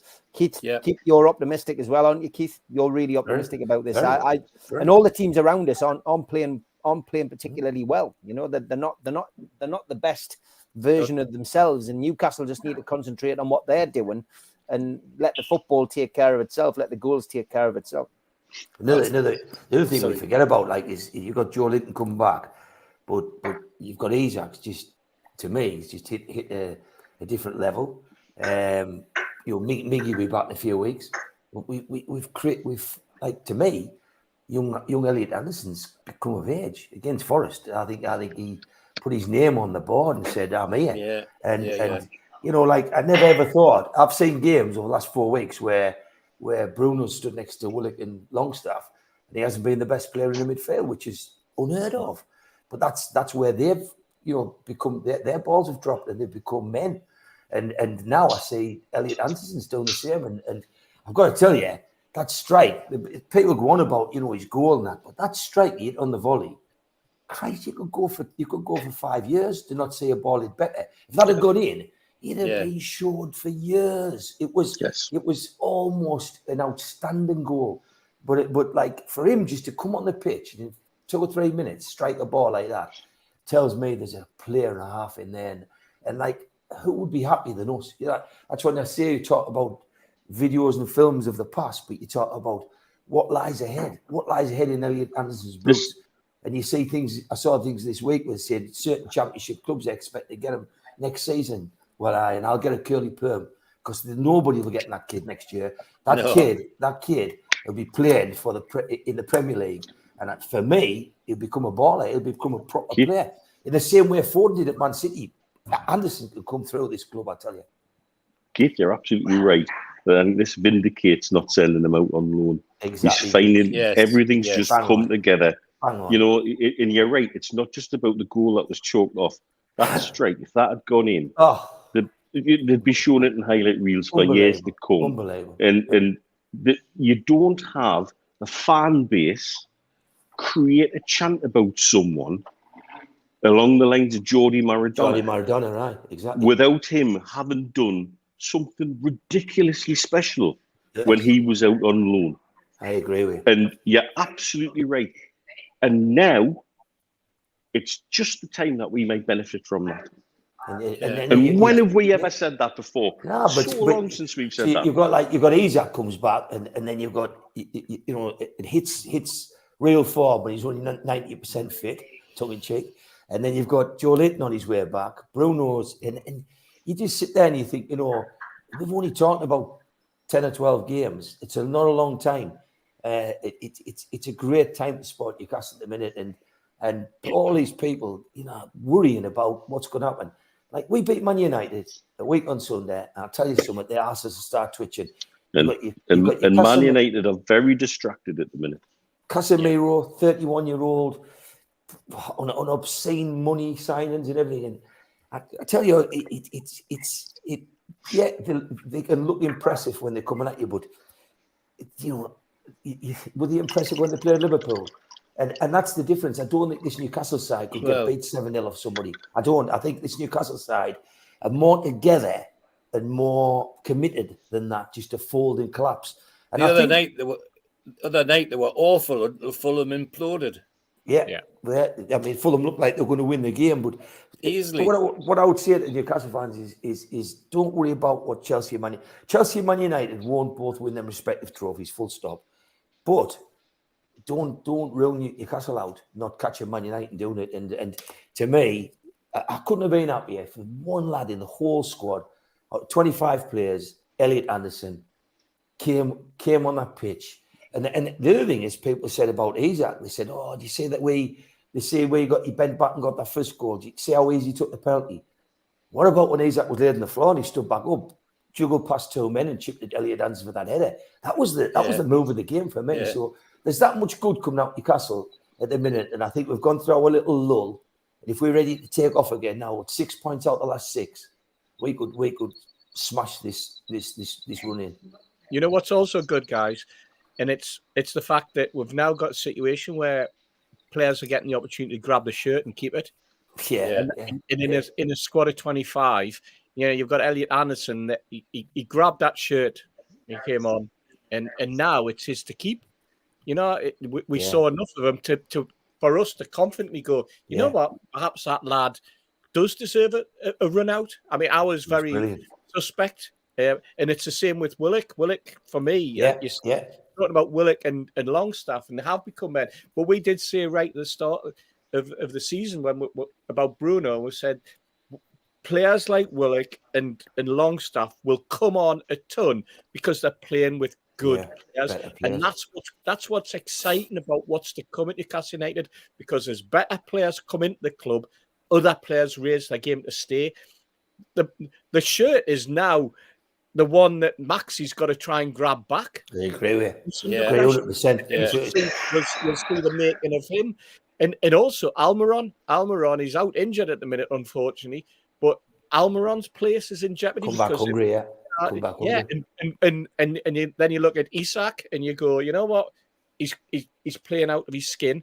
Wilson's on the bench, and it's Wilson now that has to raise his game to try and get back in, and they've got to work in training, and they've got to convince the manager that they deserve to be at the moment a part of a squad. We've always said it's a long season, but we're now at the sharp end of the season, and we've got players fighting for places, and we've got players keeping other people out, as opposed to being worried about, have we got 11 to select from?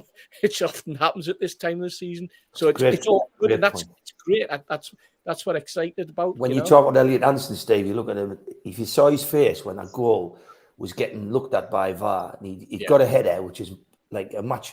And Eddie Howe summed up at the end. He says that was a big time in that kid's career. Didn't you say in the match or in the season?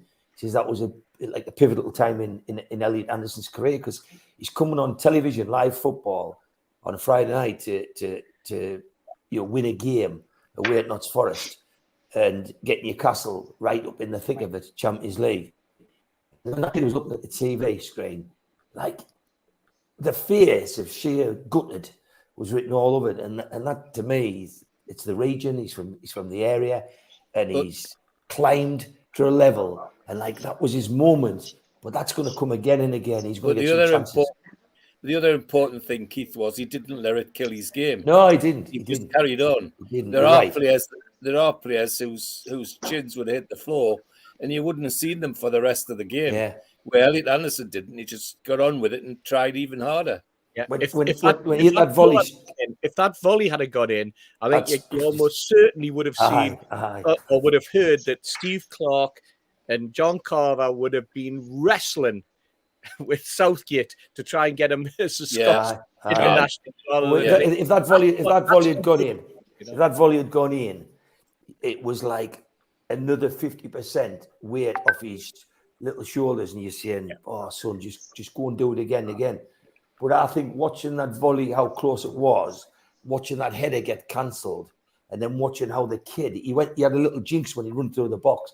He just looked as though he'd been on the pitch for years. Yeah. And I just think myself, there's so much more to come. I've seen Willock get better the last few weeks, where Willock looks as though he should be there. And the big thing with Willock, I've noticed, he's running more towards the end of the game. He's stronger at the end of the game.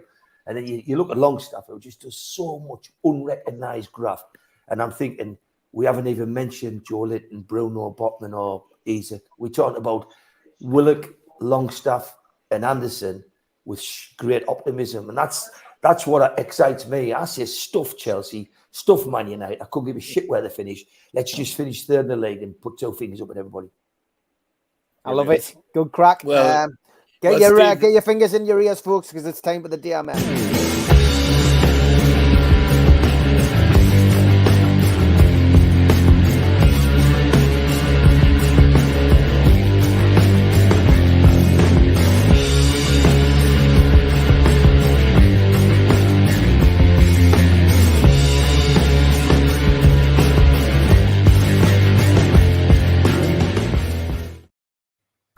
Dear Matt, we'll ask you to send photographs in of you meeting people from Newcastle United, past and present. Paul Charters told he'd be back.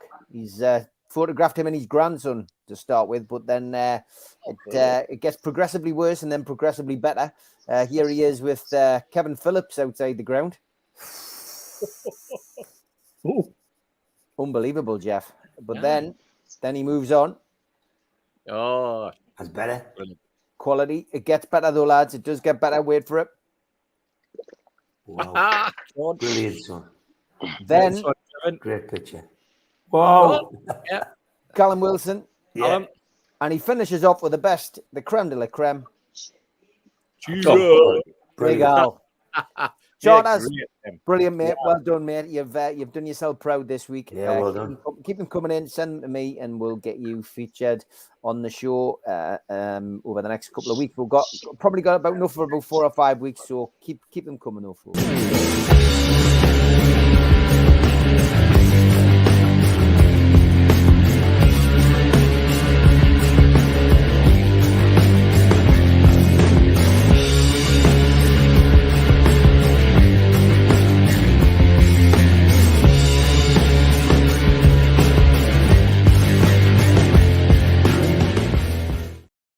Just want to thank David Cook as well, who watches the show. He sent us in all of the program covers for the day I met, which I'm doing live with George tomorrow at 11 o'clock.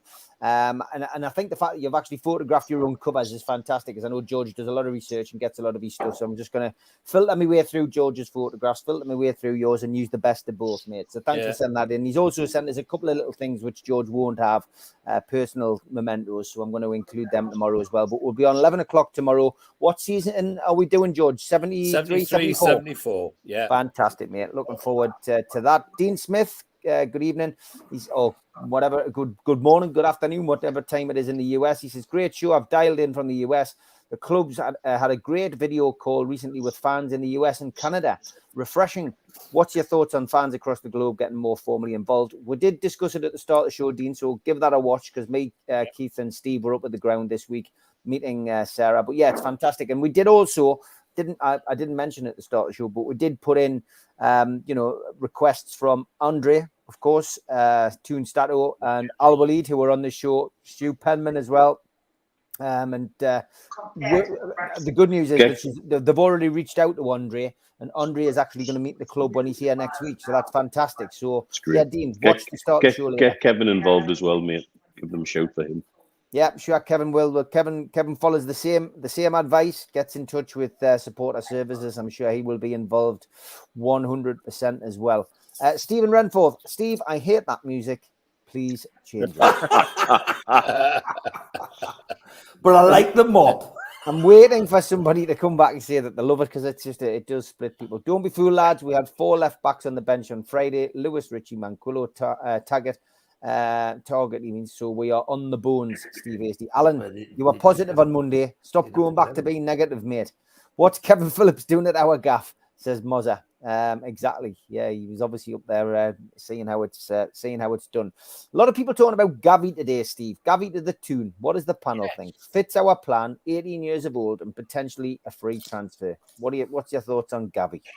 I think the word is potentially, and I think that after that comes absolutely no chance. There is no way that Barcelona would allow that to happen. Just simply because of who he is and because of what he is and what he means to them. But, you know what? Stranger things happen in football, don't they? You know?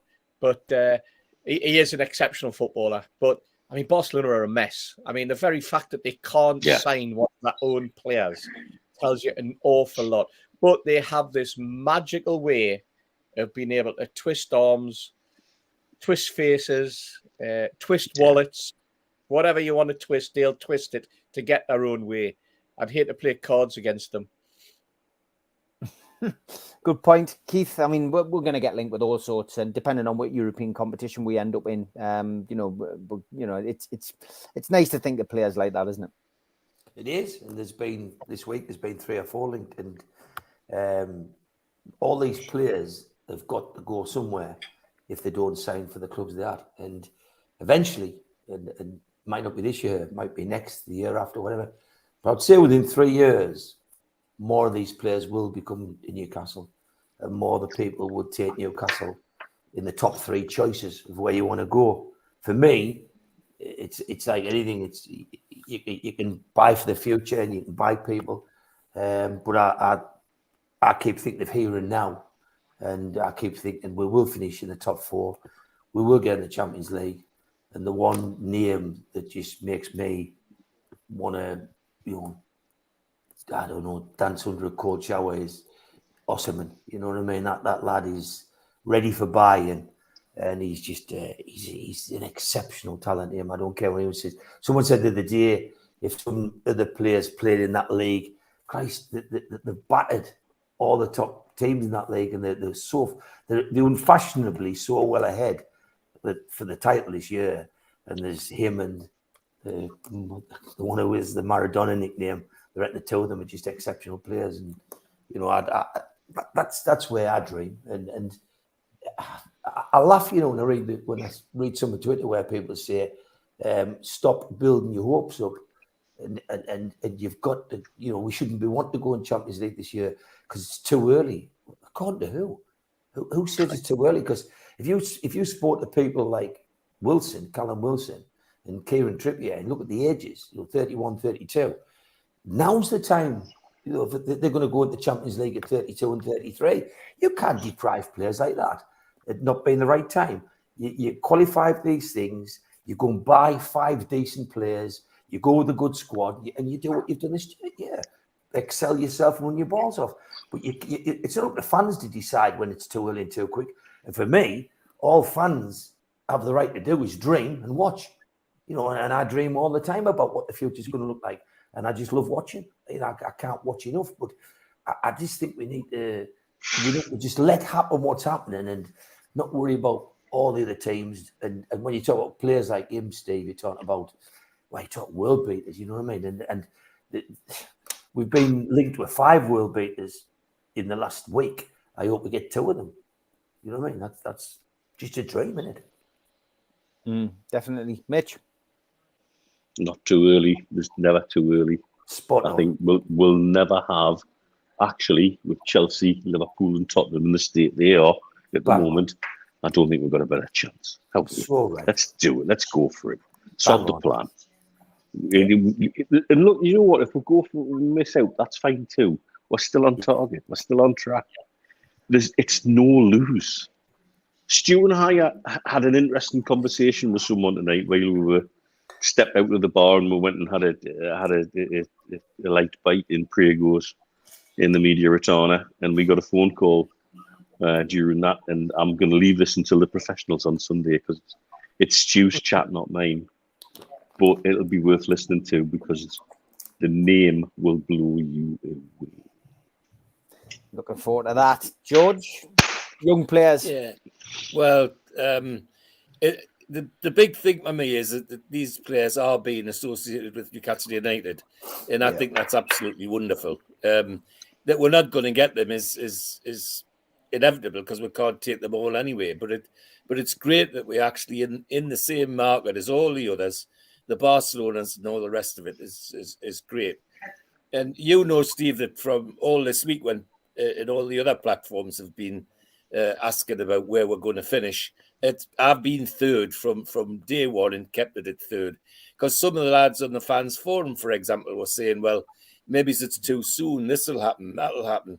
And my view is that it's never too soon. Never. I mean, go back to, I just mentioned that we're getting into the FA's Cup with all these stupid rules going in our favour.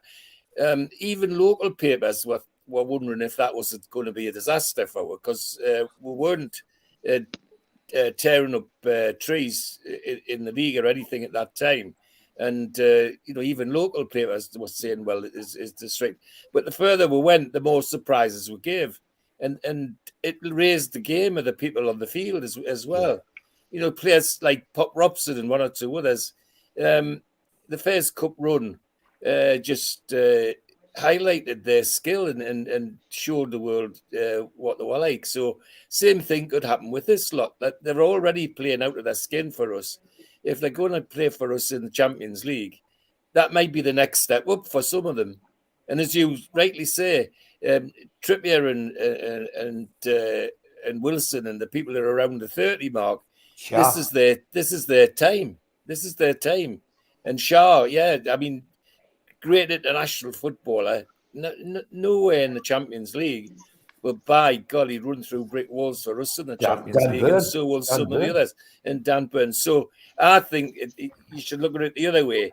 We qualify, and then the whole club will be lifted. I mean, I walked into St James's Park as a schoolboy just after we'd won the 55 Cup, and the atmosphere around the ground, even amongst the kids, was, you know, where the cup holders. It was all positive and great. So I've got no hesitation to say, great. We're going to be tied with these names. That's fantastic for the club and for the supporters. But let's give them something to come to, and that's Champions League.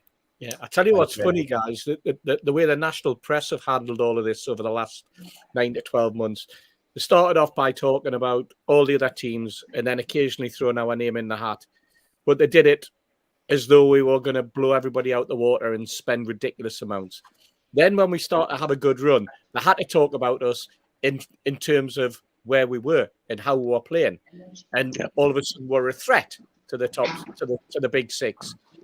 And now they're dissing us and they're having a go at us because they keep talking about financial fair play and about how we can't do what they think they told us a couple of months ago we were going to do. Now there's, Newcastle can't do that, by the way. As though they're putting a warning sign out. That's like, you know, they're standing there with a big warning sign. But Newcastle cannot do it. They still talk about Chelsea. They still talk about Tottenham and Man U and Liverpool and Arsenal spending all this money. And then they always flag up, but Newcastle cannot spend it now because of financial fair play. What about the others? Yeah, the level of stupidity really came out for me after the Crystal Palace game when the Palace manager said, well, it's amazing what you can do with money. But he neglected the fact to remember that his team was worth about 60 million more than our team was, and yet we were the ones that had spent all the money. Just stupidity, absolute stupidity. When you look at their financial fair play, it's hilarious. You should just stand and pause. It was put out by the Big Six. They championed it to stop Newcastle catching them. And the first thing it's caught is a wannabe team, Everton, who tried to get the Big Six. Yeah. And Man City, who's the best team in the Big Six. So them was the first two clubs being caught. Now that it's like putting some traps in your garden to catch some wildlife. And the first thing you do is stand on all the traps. It's like a net. No, but if you're going to fish some tiddlers up, you don't expect to net a Big Six side and a wannabe Big Six side. And Newcastle, we've got no fines for bad players this year. We're one of only 4 teams that haven't been fined for misbehaving on the pitch and poor behaviour. We haven't been caught by FFP, and yet we're going to get in the Champions League. We absolutely peeing down the backs of the anoraks. They hear what's happening, and every day they try and work out another scheme to catch us out. But I tell you, I just pray. There's one thing I pray for this summer. I pray that PIF and Co get together and do some cracking sponsorship deals, which lengthens the gap to FFP for us. Yeah, absolutely. The Everton one's an interesting one, though, because you've got to remember it was looked at in the middle of while the EPL were dealing with a load of other shit, and they sort of fudged it and said, well, we're going to work with Everton to make sure that this is okay. That's right. Here we are a number of months later. Obviously, the working out hasn't worked. Yeah, because it's the EPL who have referred Everton. And now you potentially have a long drawn-out process where Everton are obviously going to be brought to task about things they've done. But then the next question is there a points deduction applied? And if so, why wasn't that applied at the time when the EPL realised something was wrong? And instead they've kind of fudged it, and we're going to work with them, and we're going to be all cozy, and everything's going to be really nice because we've got all this other shit with Chelsea going on that we don't want to talk about. And they did what the EPL are really good at doing. They kicked the can down the road. They kicked the can down the road, and now they kick the can down the road and realise they can't kick the can anymore because the cars run over the can and it's flat. Yeah. And now, yeah. you know, they're saying, right, we're going to refer Everton for this. This could be huge. There's going to be clubs who've been relegated now could come back like Sheffield United did with the West Ham thing with Mascherano and Tevez and say, hang on, they should have been relegated that season. You didn't do your job properly. Yeah. We want money off you because we need compensated because we were relegated. And we've suffered because we've had to sell our best players to satisfy the EFL's rules on financial fair play. And that's your fault, not ours, because they were running amok and you knew they were running amok and you did fuck all about it. Yeah. And this is the mess that's coming. Yeah, £105 million you're allowed over 3 years. They were overspend. That was their debt you're allowed to. They were 371 million over 3 years. And is it a coincidence that at this stage in the season, they've suddenly announced today that they're going to look at it again at the same time as there are what? Anyone from 12th to 20th is at risk of being relegated. Strange and they're in there, and the way the points are concertinaed. And you know what? If a decision's not made quickly, you're absolutely spot on, because not just last season, but teams this season. Season before. And not only that, but this decision's come out at a very, very strange time, hasn't it? Weird. In a window of international breaks, you know. It's like what Mike Ashley used to do. We've got some bad news. What happens in the international break? I tell you what we're going to do. We'll sack your manager and we're going to rename the ground. Bang! And then 2 weeks, everything's calmed down and everything's forgotten about after the 2 weeks. It's exactly the same. You're absolutely right, Neil. Neil, you did want to speak about Manchester United tonight. But yeah, just because I've got about 15 minutes left. I've been asked a lot about it on Twitter, right? And Steve will tell you, I disappeared down this rabbit hole after the Amigos last week. And boy, did I disappear down this rabbit hole, is what tended to do. I had a good chat with a friend of ours who's the football league about it, because I started to get Bin Zayed group feelings about it.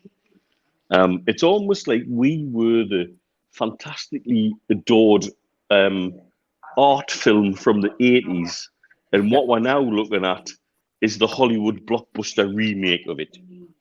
And so, Prince Jassim, he exists. He's as real as Sheikh Khaled is, but in the same way that Sheikh Khaled was sort of 4th or 5th tier rung royal, he is as well in Qatar. His personal wealth isn't enough to do it on his own. He is the chairman of Q Invest Bank, and that is all real. But like Sheikh Khaled, there only seems to be 3 photos of him in existence. Okay, so there's one thing where you start to feel, well, this is similar. Bin Zayed Group, one of the things we had chucked at us as well, with our website shit, and that looks terrible, and they can't be worth this and they can't be worth that. Well, Bin Zayed Group exist. They exist digitally and they exist physically. Steve and I have sat in their offices. Yeah. We know where they are. You can book an appointment to go and see them. The 9-2 Foundation, and you can all go and Google this. And do you know what? Tell me if I'm wrong, please. If I've screwed this up, I'm quite happy to own it.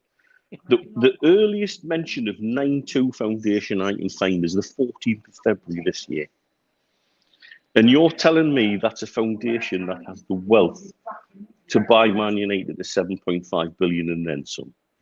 And the first mention of them is around about the 14th of February this year. There is a mention of a 9 Foundation around about the 9th of February. But other than that, you've literally got one page on Google. And yet that's supposed to be a foundation that's got enough wealth to buy Man United. There's no offices, there's nothing. And if you look at anybody who's bought a big sports club around the world over the last 10 years, and if you look at the 10 biggest deals, look at the Denver Broncos, which is the most recent one, right? The people involved in that were to do with Walmart, Starbucks, and JP Morgan. don't think we've got to Google them to find out who they are, do we? We know who they are. They've got enough money. You then go to something like the what was the next one? Something like the Brooklyn Nets. A guy called Steve Cohen. You're like, okay, well, who's Steve Cohen? You can look him up. You can see what he does. He has a hedge fund, and you can look that up. And that exists, and it exists digitally. It exists physically. You can book an appointment and go and sit in their offices and have a cup of coffee and book an appointment with someone. If you look at the people who bought Phoenix Suns, and they're associated with a group who are the biggest mortgage arrangers in America. Again, it's not a group you would know the name of, but that's what they do. And you can go and visit their offices, you can go to their website, you can talk to the people involved, etc., etc., etc. And if you look at the top 10 purchases of sports clubs around the world, including Chelsea, Steve Bowley, he exists. Clear Lake Capital, it exists. They have a member on the board. You can go to Clear Lake Capital's offices. You can go to an appointment with them. You can go and have a cup of coffee with the receptionists if you want. 9-2 Foundation does not exist digitally or physically. And you're telling me that's got 7.5 billion available? And it just seems to have appeared out of nowhere? It's just getting fanciful. We know Bin Zayed Group got to a further stage than where they are at the moment because they got to exclusivity. And Steve and I have seen the document that got them there. It was the wealth statement, and it was from Deutsche Bank. It was a 2-page statement, yes? Yep. That said what their wealth statement was. And we've read it, and we know what that said. But when the time come with Newcastle United, when the time come with Derby County to write the cheque, it wasn't written. Why? Because the liquidity was not there. Yeah. Then you look at the CFO of 9 Foundation, who was a British Pakistani banker who spent time in the Gulf a long time. He's been involved with Emirates MBD here in Dubai. He was the CEO of Q Invest Bank, Sheikh Jassim's bank, and he's been off the radar for 10 years. 10 years he's not had an appointment in the Gulf, but he's been around, obviously doing something. But I tell you what, one of the appointments has never been 9-2 Foundation. And he comes across like Midhat on steroids. To be honest with you, that's where we're going. And don't get us wrong, I love Midhat to bits. We've spent hours with Midhat. Yes? Yeah. We did. Yeah. You did. What a lovely guy. And, you know, again, someone who is real, who is as mad as a box of frogs wrapped in a bloody bag of snakes, but he's great crack. Yeah. But he's a big football fan and wanted to be put onto the board in Newcastle United. Well, guess what? The guy who's the CFO, I think he's called Shahad Shabazz or something like that. He is going to be put on the board of Man United, apparently. And he's a big football fan and he loves football. And it feels like he's driving this, which is what Midhat did. Is that an acronym of David Beckham, do you think? Mate, I just don't know. But we're now at the point where today they're releasing things saying, oh, there's another interested party who's a Finnish millionaire who wants to buy half the club on Chucky and then get the fans to buy the other half. Mm-hmm. This is where we're at. These are not serious bids. I'm sorry, even Jim Ratcliffe, right? I've spoke to somebody, again, Steve could tell you the name of them, who is very closely associated with the Football League and spoke about where we're at with this bid. And the unspoken thing from everybody is from the Premier League, from Man United, all the way through everybody in football. They want Jim Ratcliffe to buy this club. And then then the Premier League look like the saviours of football because an Englishman's bought Man United and isn't the preferred buyer. And Jim Ratcliffe just saying the Glazers are asking for twice as much as what I'm even vaguely going to be prepared to pay. I'm not paying that amount of money. And then hiding in the background of all of this are at least 4 or 5 US hedge funds who are saying to the Glazers, let us come and take your debt and ease the debt and help you run this club in a different way. And the Glazers don't have to relinquish control. It's a partial sale. And I think the best they can hope for at the money that they want is that. And for me, I'm not saying Sheikh Jassim doesn't exist. I'm not saying he's not a serious bidder and he's not interested. But frankly, I've got BZG tingles going left, right, and centre at the minute, and it's quite. I'm finding it amusing watching everybody twerk for Qatari money. The same people who were telling us we couldn't have Saudi money because this, that, and the other. But tell you what, lads and lasses, you do a bit of Googling. Tell me if I'm wrong. Before we go on to that, we're going about Newcastle. At the minute, we've got Chelsea putting a bomb right through the middle of FFP. You've got Everton getting charged, and then you've got Man City in the dock. And it's supposed to catch us up. But early in the show, George, you said if you thought Everton fans or Man City fans might say the club struck off, and you don't want to say that, well, what you're going to do to protect Chelsea? Because they've just driven a horse and cart through FFP.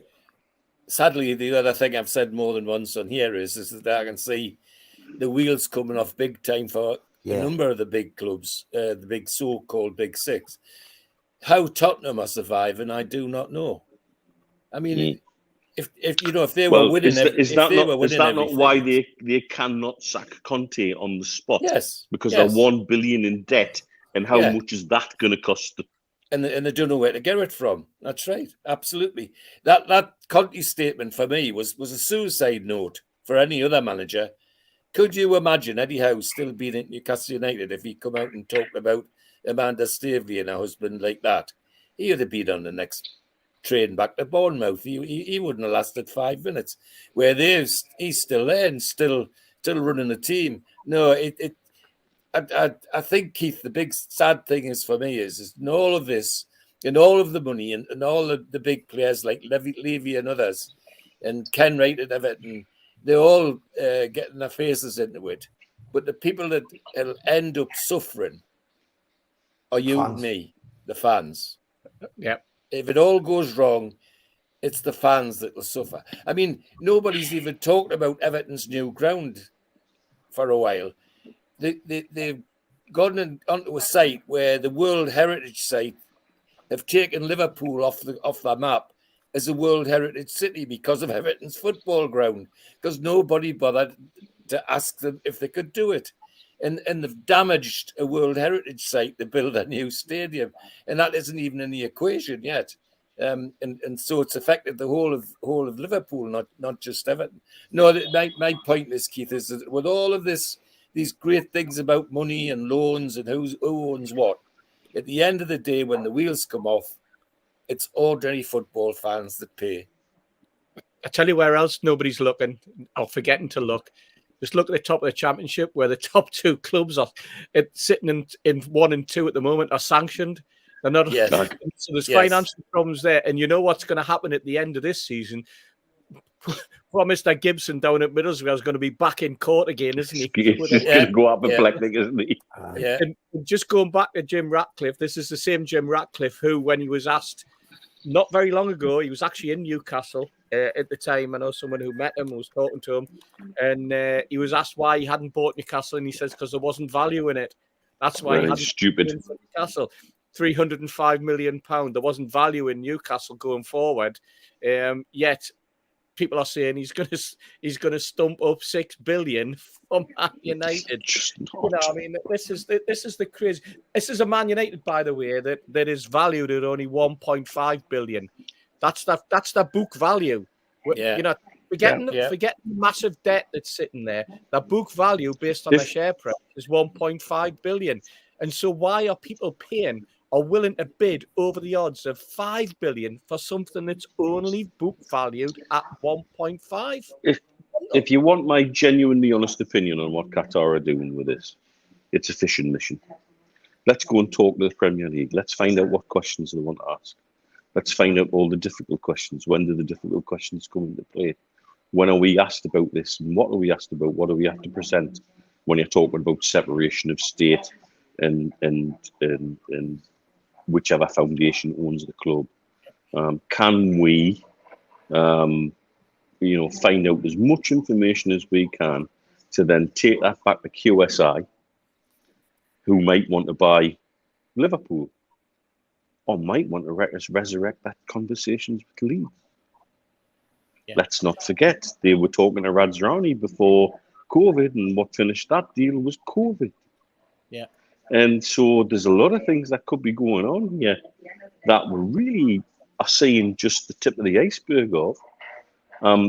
It comes back to what Ashley used to say, and I hate to say it, the deals that are done in public aren't the deals that are going to get done. Interesting stuff, lads. And that 2 hours, when you think about it, no Newcastle game this weekend.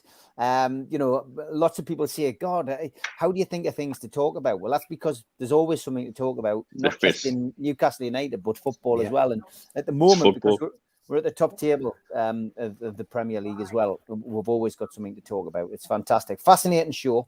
Great to have you on, George, Mitch, Keith and Steve, and great to have everybody in the chat. Over 500 watching all the way through the show tonight, which is absolutely well brilliant.